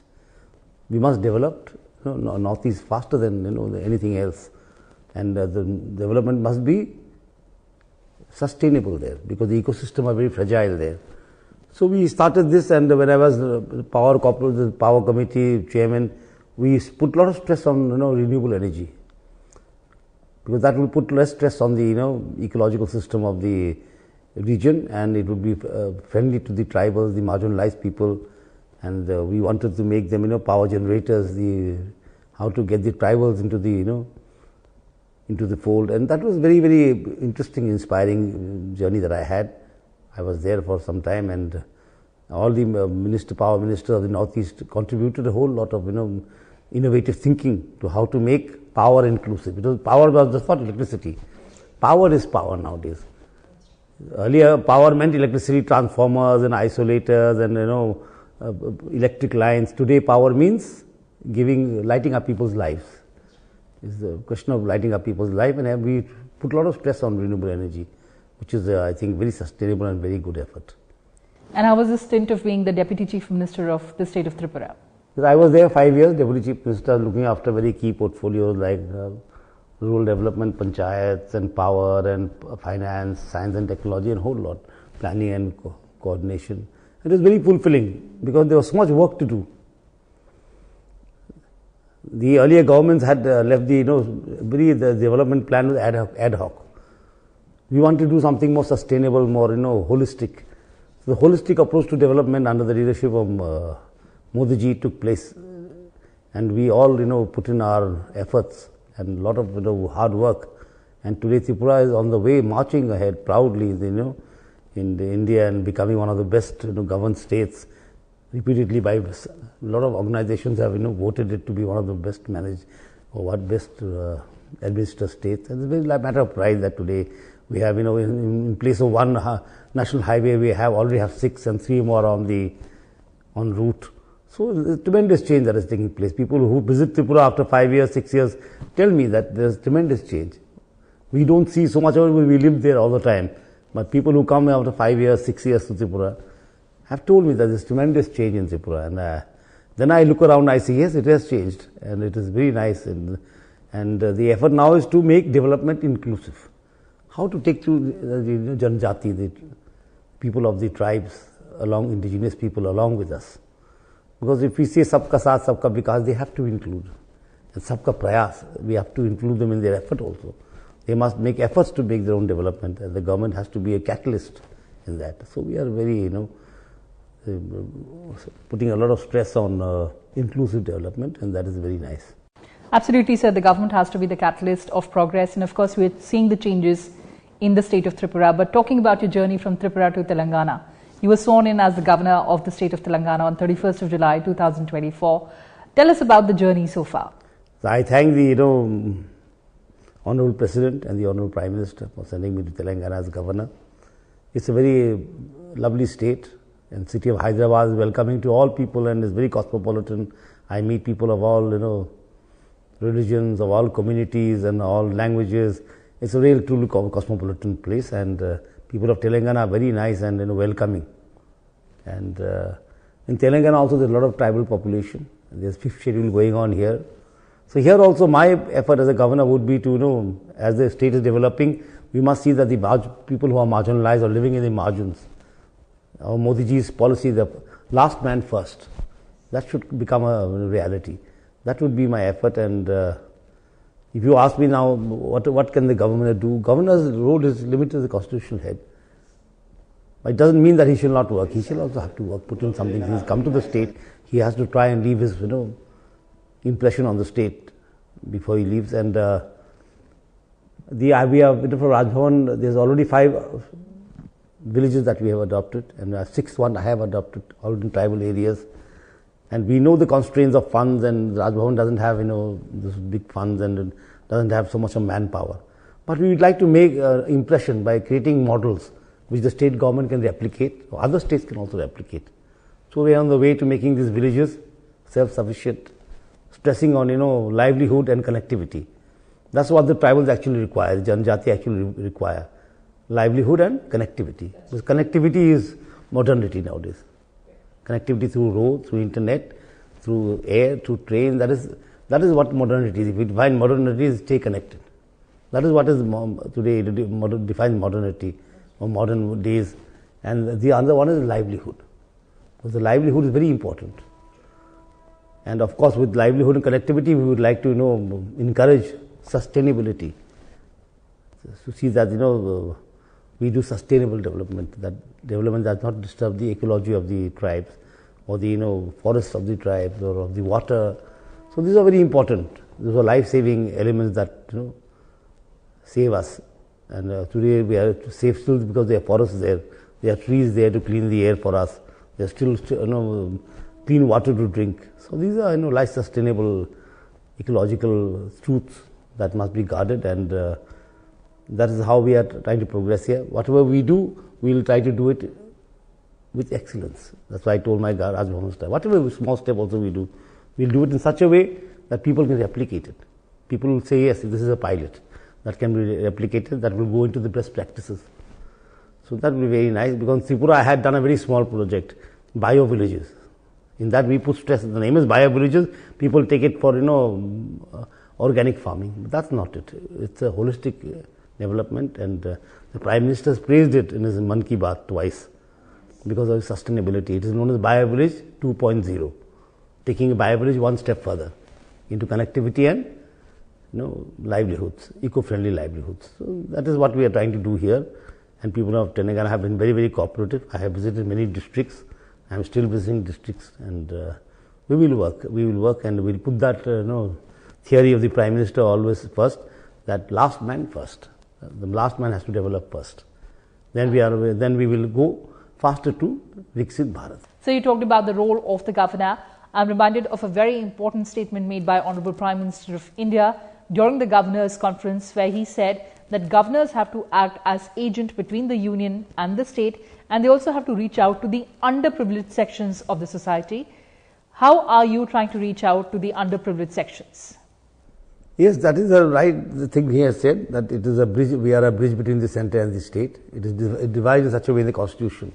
And regarding, as I said, the Prime Minister always told us, whether as a minister or as a governor, I have always heard this, that the last man must first come first. That is the concept Antodaya. Antim Vyakti ko pehle. The man standing right at the end of the line must be served first. It's not first come first serve basis. As we say, we don't want that to happen in India. We are a civilization that talks of Antodaya. Antim Vyakti ko pehle. So that is the way we will all work, and that will bring in a holistic development and sustainable development. So I was reading in the newspaper a very important statement made by you, that women are very important pillars of the society, and they mustn't be job seekers. They should try and become job givers. How do you see the role of women in making India a Viksit Bharat? I was a minister of SHG, self-help groups of women in Tripura. When I became minister, there was only 4,000. And when I left, it was 56,000. So I always found that it is, the women are in the villages can be the generators or the dynamo of growth of the villages. If you want Suraj in the villages, Swaraj so we got in 1947. Now we want Swaraj in the Gramin Swaraj. We want Swaraj in the villages, good governance in the villages. And in that, the women have to be involved. Because educating a lady of the house is educating the whole family. Making a lady of the house generate income, it generates for the family. That has been realized. And today there's a massive movement under the leadership of Prime Minister. There's a massive movement all over India. They're known as the SSG movement. Before it was tokenism. Today it is almost a revolution. Women are getting empowered. And now I've heard instances of women, now generating employment. Some of them have 3 lakh members under them. Some have 2 lakh members under them as SSG groups. And they're very innovative. They plan their own activities. Earlier the planning used to take place from top. Today planning is taking place from below. And this is a practical thing. What the village wants, the village knows. Where the shoe pinches, the woman knows. So it is very beautiful concept the Modi has done, the SSG revolution. It is not an SSG, organization. It's like Swachh Bharat became a movement. And so we are going through a women empowerment movement known as the SSG movement, self-help group movement. We have Crorepati Didis, we have Lakhpati Didis. They are all doing very well, and that's what. And we cannot leave women behind. They are half the society, half the world, half the nation. We cannot leave them behind. We have to take them along in our efforts, and the efforts have to be honest, and empowerment has to be real. And how are you trying to reach out to the youth of the state? Telangana is very vibrant.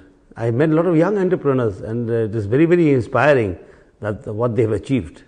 Young people that are in the IT industry, or in the pharma industry, in the health industry, or in the education industry have done a wonderful job in Telangana. Some should be replicated by people in Northeast and other places of India, and they should be taken as role models, some of these entrepreneurs. And Northeast has a lot of potential. And the link between Northeast and Telangana should be strengthened. We are doing, a lot of people in Northeast are coming for medical treatment here. Many people are coming for education. So some will be going back to, Northeast and carrying with them the truth about Telangana, how much it is doing. The youth are vibrant, and the youth should be. The youth today is more aware than what we were when we were young. You today have more facilities. On the palm tops, they have all the information we did not have. We had to go to libraries, we had to see books, we had to read newspapers. Today, the youth are more empowered.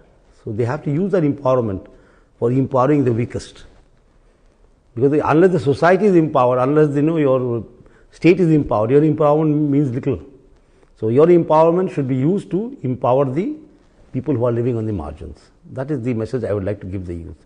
And some of them are doing a very fantastic job. Absolutely, sir. And before we wind up, I was reading a very interesting thing about you. You also served as the head of the Badminton Association. Do you still get time for it? Now don't know, but I like sports actually. I am a very sports loving person because I grew up in a boarding school where sports was compulsory. So I like football. I went to watch football match. I watched the cricket match, and I am fond of badminton. And I was very keen on badminton. I have landed up in Telangana, which is the most famous place for badminton. Gopichand Institute and things like that. So it's very nice to be involved in sports because sports teaches you many things. Actually, you learn more on the playfield than you learn in the classroom. It teaches you, companionship, teaches you how to work together, it teaches you how to, achieve something together, how to, achieve victory together. So these are very this arduous training, and how you must, be trained. It requires a lot of compassion, it requires a lot of dedication. All these things sports teach you. Sports is a great teacher. It's a great teacher, and it is a very, democratic form of interacting with each other. So this is one of the very nice platforms that sports gives to everyone. And finally, sir, your message to the people of Telangana. See, Telangana is a very progressive state, and we want to make that progress more sustainable. And I would, as I said, I would like to tell all the successful people, your success can be doubled by reaching out to the marginal people. So let us all reach out to the people living in the margins. We have to pull them up, we have to take them along for a Viksit Bharat, for a Viksit Telangana. When we say the word Viksit, it becomes as if we are looking at your bank account. It is not that. It is not that term Viksit cannot be translated into English. It's an Indian term. It means Vikas, a land with Vikas, and Vikas means fulfillment. So nothing is fulfilled unless we take the women along, unless we take the marginalized people along, unless we take the tribals along, unless we take the SCs, everyone along with us. Then it will be a fulfilled Bharat, a Viksit Bharat, a Vikashshil Bharat, as we say. As in, in Upanishad, it has been defined, Purnamudha, Purnamidang, Purnat, Purnamudichyate, Purnasya, Purnamadaya, Purnameva Vashishyate. That is the dream of a Viksit Bharat. Paripurna Bharat, with all religions, all castes, all genders, people from all backward communities, tribal, SCs, everyone holding hand to hand and making Mother India strong, so that we can once again show the world the strength of our civilization. That is the dream of Viksit Vikashit Bharat, or Viksit Bharat as we call it. And that is a very and even that's why Modi ji always says sabka saath, sabka vikas, sabka prayas, sabka vishwas. The word sab is common because it is inclusiveness. The inclusiveness, that is to stress on the inclusiveness, he says sab, so that no one is left out in our pursuit for excellence. Absolutely. On that very sanguine note, Honorable Governor, thank you so much for joining us on Sansad TV. Thank you. Thank you. Thank you.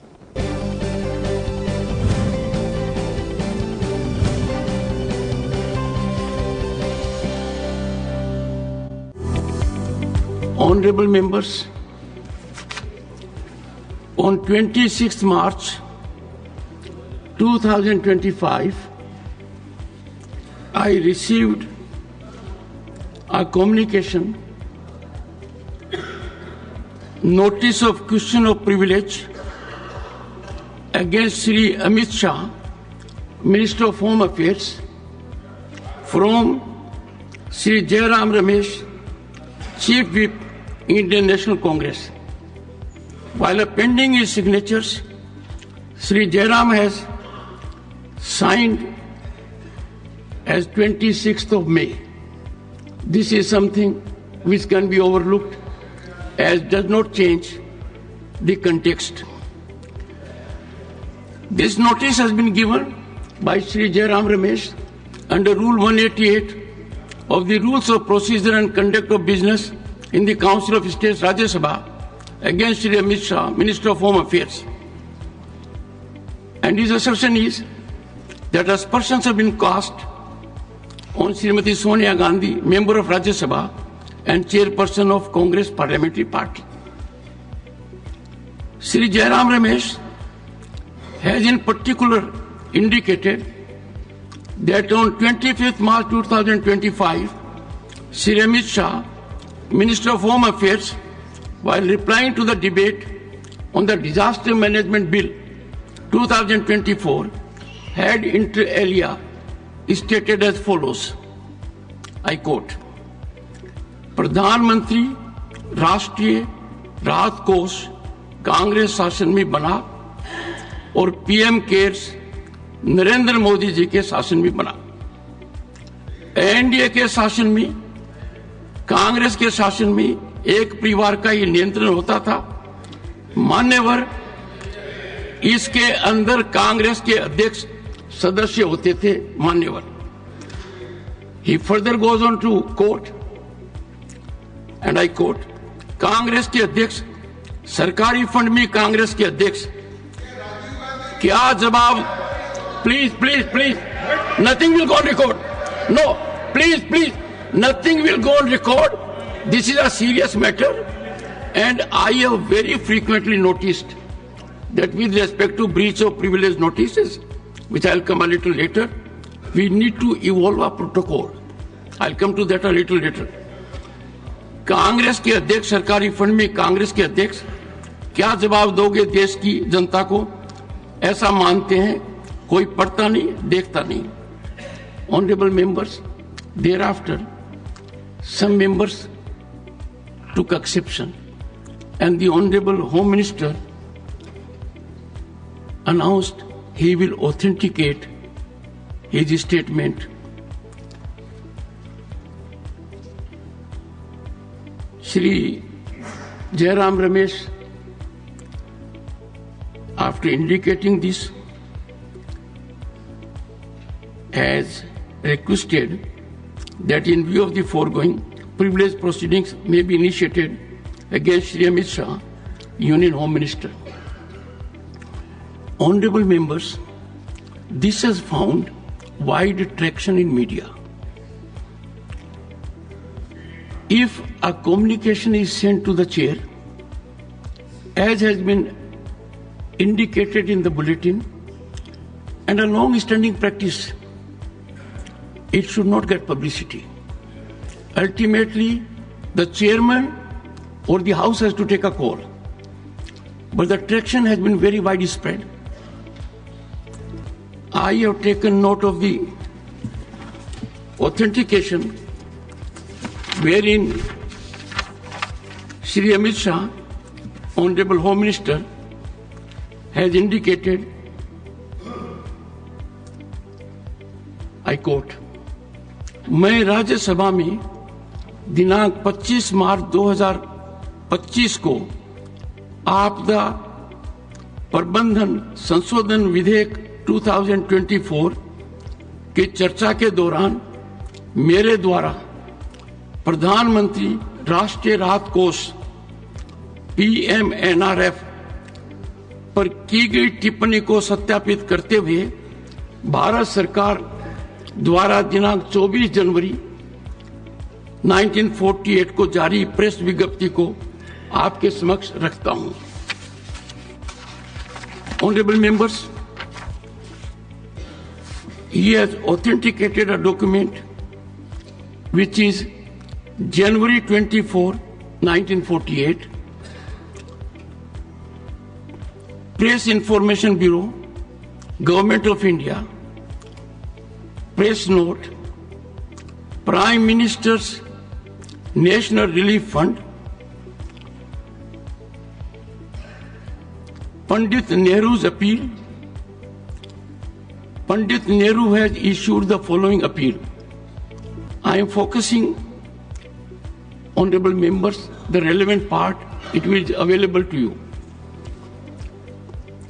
I am therefore starting a fund called, quote, the Prime Minister's National Relief Fund, unquote, and I invite donations to this fund.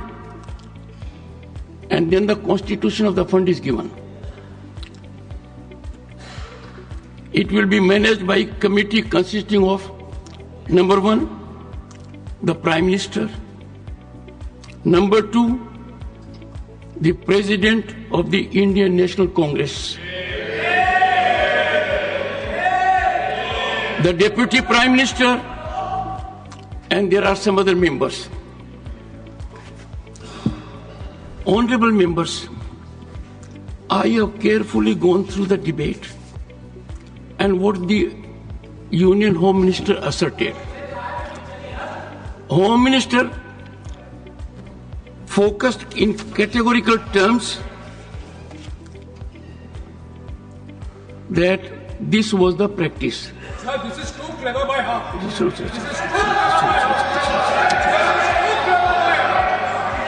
Honorable members,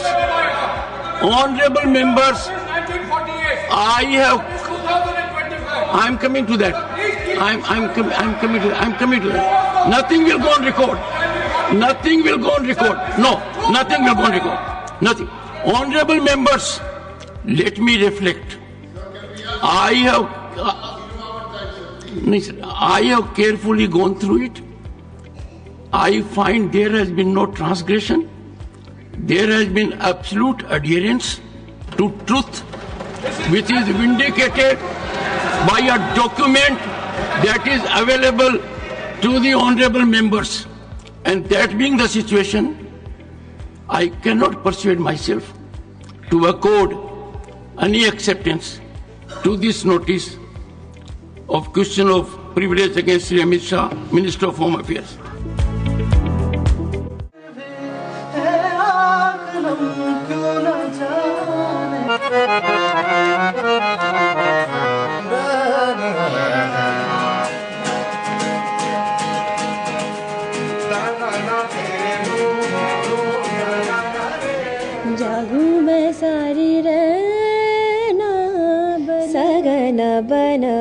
Bharat का media और entertainment जगत लगातार बड़े बदलाव का गवाह बन रहा है। इस बदलाव में वेव्स भी एक अहम भूमिका निभा रहा है। इस भव्य मंच पर युवा प्रतिभाओं के लिए गायन प्रतियोगिता वाह उस्ताद एक बेहतरीन अवसर के रूप में उभरी है। उत्साह से लबरेज प्रतिभागी इस प्रतियोगिता में अपनी चमक बिखेर रहे हैं।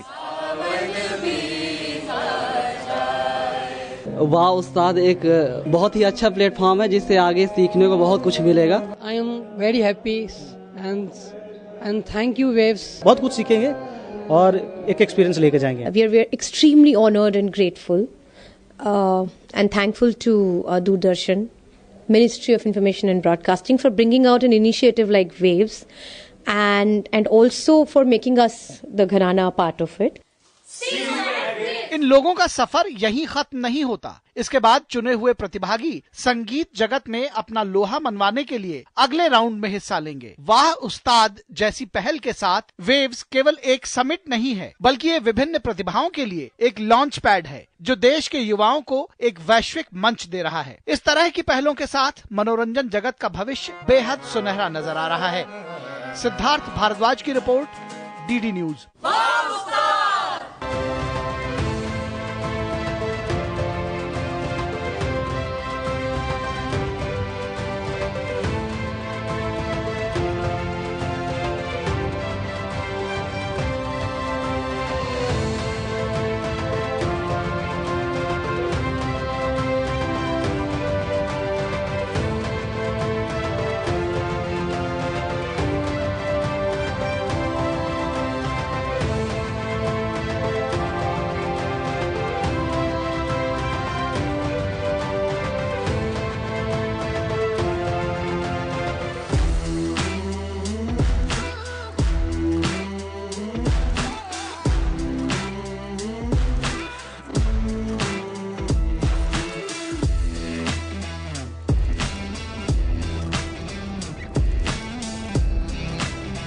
दुनिया का सबसे ऊंचा हिमालयन डेजर्ट और 14,000 फीट से ज्यादा ऊंचाई पर बहती ये कल नेचुरल झील यानी प्राकृतिक झील, इसे पैंगोंग झील भी कहते हैं। ये नजारा, ये खूबसूरती लद्दाख की है। आपको बता दें कि इस प्रदेश की आबादी महज 2.5 लाख है, लेकिन सीजन के समय यहाँ पर 5 लाख से भी ज्यादा सैलानी आते हैं जो देश विदेश से यहाँ के प्राकृतिक सौंदर्य की ओर खिंचे चले आते हैं। आइए जानते हैं कि केंद्र शासित प्रदेश बनने के बाद लद्दाख में क्या कुछ परिवर्तन आया, कितने हुए यहाँ विकास के काम। आइए सिर्फ शहर नहीं, गांव-गांव चलते हैं और लोगों से जानते हैं कि उनका क्या कहना है यहाँ पर हुए परिवर्तन के बारे में।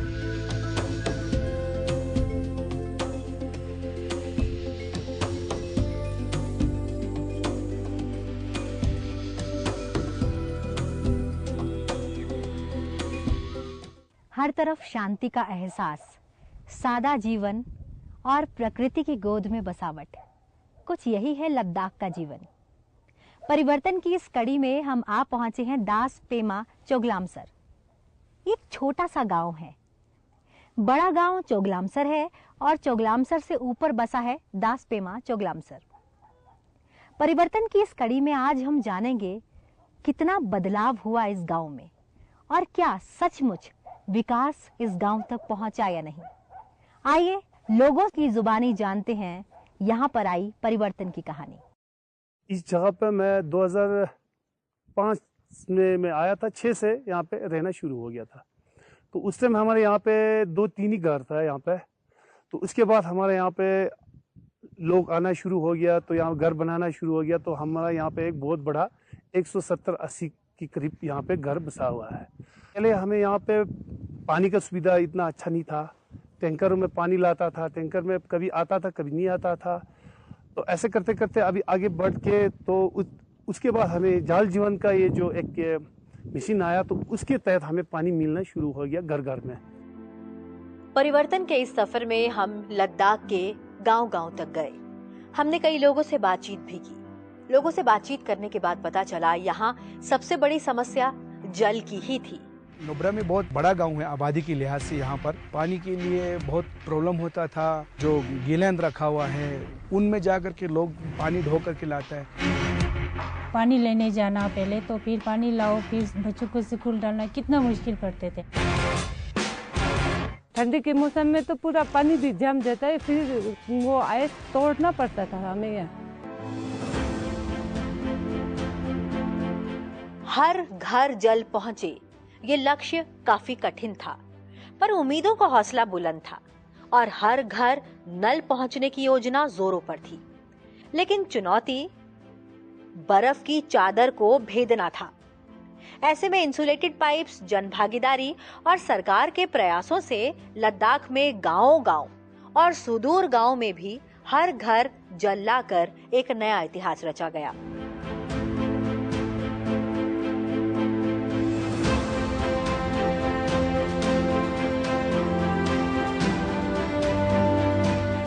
यूं तो पहाड़ प्रकृति के सबसे करीब होते हैं और यहाँ पर साफ पानी का सबसे बड़ा स्रोत भी होता है।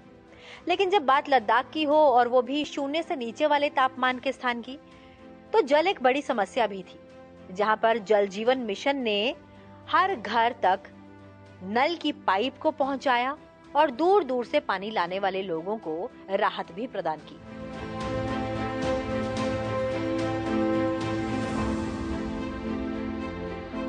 अभी तो इतना अच्छा है, इतना देखो ना, घर के सामने पानी आया, दूर दूर से लाते थे पानी। पहले यहाँ पे नहीं था ना, पहले बहुत प्रॉब्लम होते थे घर में ना। बहुत अच्छा हो गया, अभी तो हमें टाइम भी मिल रहा है, बच्चों को टाइम से स्कूल में डालो, घर घर में पानी पहुँच गया, हमें बहुत खुशी हुई। जो सर्दियों का मौसम है वो कड़क ठंड होता है, पानी लेके आना फिर उसको जमा करके रखना ये बहुत मुश्किल होता था। जब जल जीवन सामने आया है, एक तो वो जमने का कोई डर नहीं रहता है, आसानी से पानी पहुंच जाता है घर घर में, और हमें एक समय भी मिलता है अपने लिए, अपने परिवार को के लिए। एक आसान जिंदगी हो चुकी है एक तरफ से पानी की समस्याओं से। जिंदगी बहुत अच्छी से बदल गया, लोगों का, महिलाओं का सबसे ज़्यादा टाइम निकल गया, तुरंत अपने घर के सामने पानी आ गया, जो भी हो टाइम, उस टाइम को दूसरे जगह में टाइम यूज़ कर सकते, इसलिए बहुत सब गाँव वाले खुश हैं। सर्दियों की तो छोड़िए, ये वो स्थान है जहां पर गर्मियों में भी सर्दियों का एहसास होता है। ऐसे में स्टॉक, नांग और फियांग गांव की अगर बात की जाए तो यहाँ पर लोगों को सर्दियों में पेयजल की दरकार भी थी।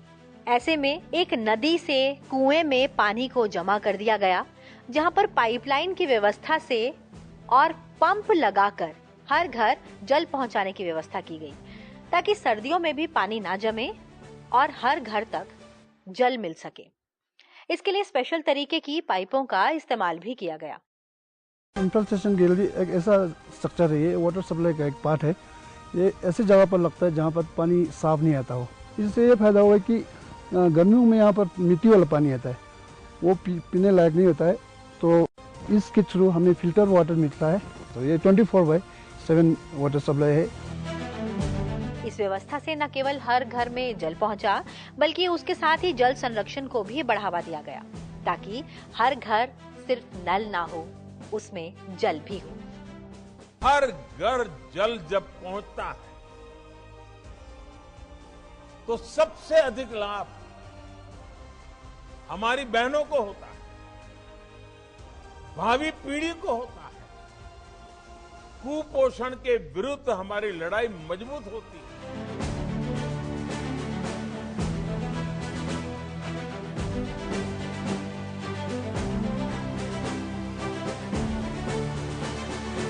नमस्ते जूले। जूले जी, कैसे हैं आप? मैं बिल्कुल ठीक हूँ मैम। अच्छा, ये बताइए कि आप, हमें पता चला कि यहाँ पहले पानी नहीं आता था बिल्कुल। हाँ जी। तो टैंकर से पानी भरते थे। हाँ जी। लेकिन अब तो नल का सबके घर में लग गया। हाँ जी। तो अब कितनी सहूलियत हो गई? बहुत अच्छा हो गया। माइनस टेम्परेचर हो जाता है। हाँ जी। तो पानी जम जाता है। पानी आता है फिर भी आता है मैम। जमता नहीं? नहीं, हर एक घर में आता है। हाँ जी। तो अब पानी आने से तो अच्छी सुविधा हो गई। हाँ जी। लेकिन बिजली का क्या है? बिजली होती है? हाँ जी, होती है बिजली भी। पहले जब पानी नहीं था, हमें हफ्ते में सिर्फ दो बार ही टैंकर आते थे। जब पानी खत्म हो जाते थे तब हम अपना गाड़ी लेके मतलब दूर दूर जाना पड़ते थे। फिर अभी जब जो जल जीवन का पानी आया, तब से हमें मतलब बिना सर्दियों में भी बिना जमे हुए पानी आते। मेरे को यूटी आने के बाद बहुत खुशी हुई, मतलब इतना डेवलप आते हुए देख रहा है हर जगह। और जहाँ जहाँ पे नेटवर्क नहीं थे वहाँ पे अभी नेटवर्क आ रहा है, जहाँ जहाँ पे सड़क नहीं थे वहाँ पे अभी सड़क आ रहा है, जहाँ जहाँ पे पानी नहीं थे अभी वो सब आ रहे हैं।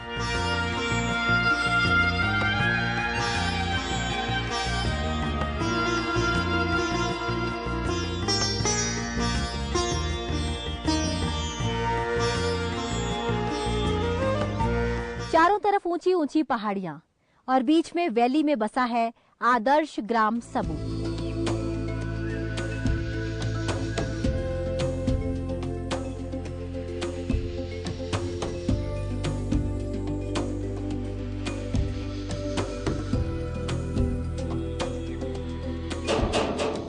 साबू गांव में हुए परिवर्तन पर बात करने आए हैं कि यहाँ हाल ही में कुछ बदलाव हुआ, या फिर अगर हम ये कहें कि लद्दाख यूटी बन गया, यूटी बनने के बाद कुछ बड़ा बदलाव अगर आपके यहाँ हुआ तो आप हमें कुछ बताना चाहेंगे? जी, यूटी बनने के बाद तो हमारे यहाँ पे घर घर में नल लगे हुए हैं। जैसे पहले रिवर से हम लाते थे पानी, विंटर्स में बहुत तकलीफ होती थी, चल के जाना पड़ता था। लेकिन अभी विंटर्स में 24 आवर्स ये नल से हमें पानी आता है और विंटर्स के महीने में भी हमें पानी आता रहता है। जी, ड्रास्टिकली जो है चेंजेस यहाँ पे आया है। और जो 70 साल में जो है, जो यहाँ पे 70 साल में जो बुनियादी सहूलियत की जो चीज़ें यहाँ पे उपलब्ध नहीं होता था, उन चीज़ों को जो है कम समय में जो है हमने यहाँ पे जो है उपलब्ध किया है। ऐसा कोई रिमोट एरिया नहीं है जहाँ पे अभी रोड एक्सेसिबिलिटी का काम नहीं चल रहा है।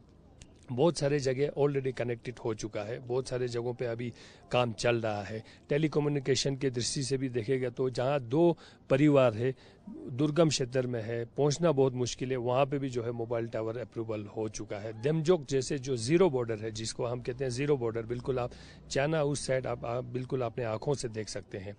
देमजोग में भी जो है हमने जो है 70 ईयर्स के बाद जो है देमजोग के लोगों के एस्पिरेशंस को फुलफिल करते हुए वहाँ पे हमने मोबाइल टावर लगवा दिया है। वहाँ पे जो है हर घर में जो है नल से जल दिया जा रहा है, वो भी हमने किया है। रोड सड़कें बन रहा है, बिल्कुल डबल लेन जो है चुशुल से लेके देमजोग तक जो है बिल्कुल ब्लैक टॉप, इतना बढ़िया रोड का जो है काम जो है अभी शुरू होके वहाँ पे काम चल रहा है। कम्युनिटी उनके जो गैदरिंग करने के लिए जो है कम्युनिटी हॉल बना के दिया है। उनके हेल्थ को जो है देखभाल करने के लिए वहाँ के जो है मेडिकल सब सेंटर हमने बनवा के दिया है।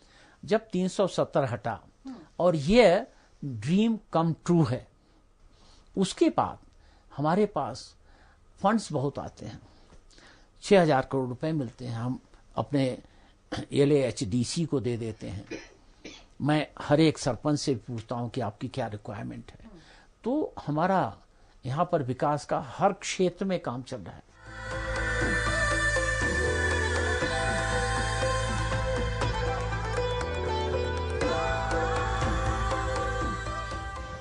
नमस्ते, मेरा नाम श्री मुर्मू है। मैं ग्राम पंचायत साबू का सरपंच हूँ। यहाँ इस गांव का आबादी जो है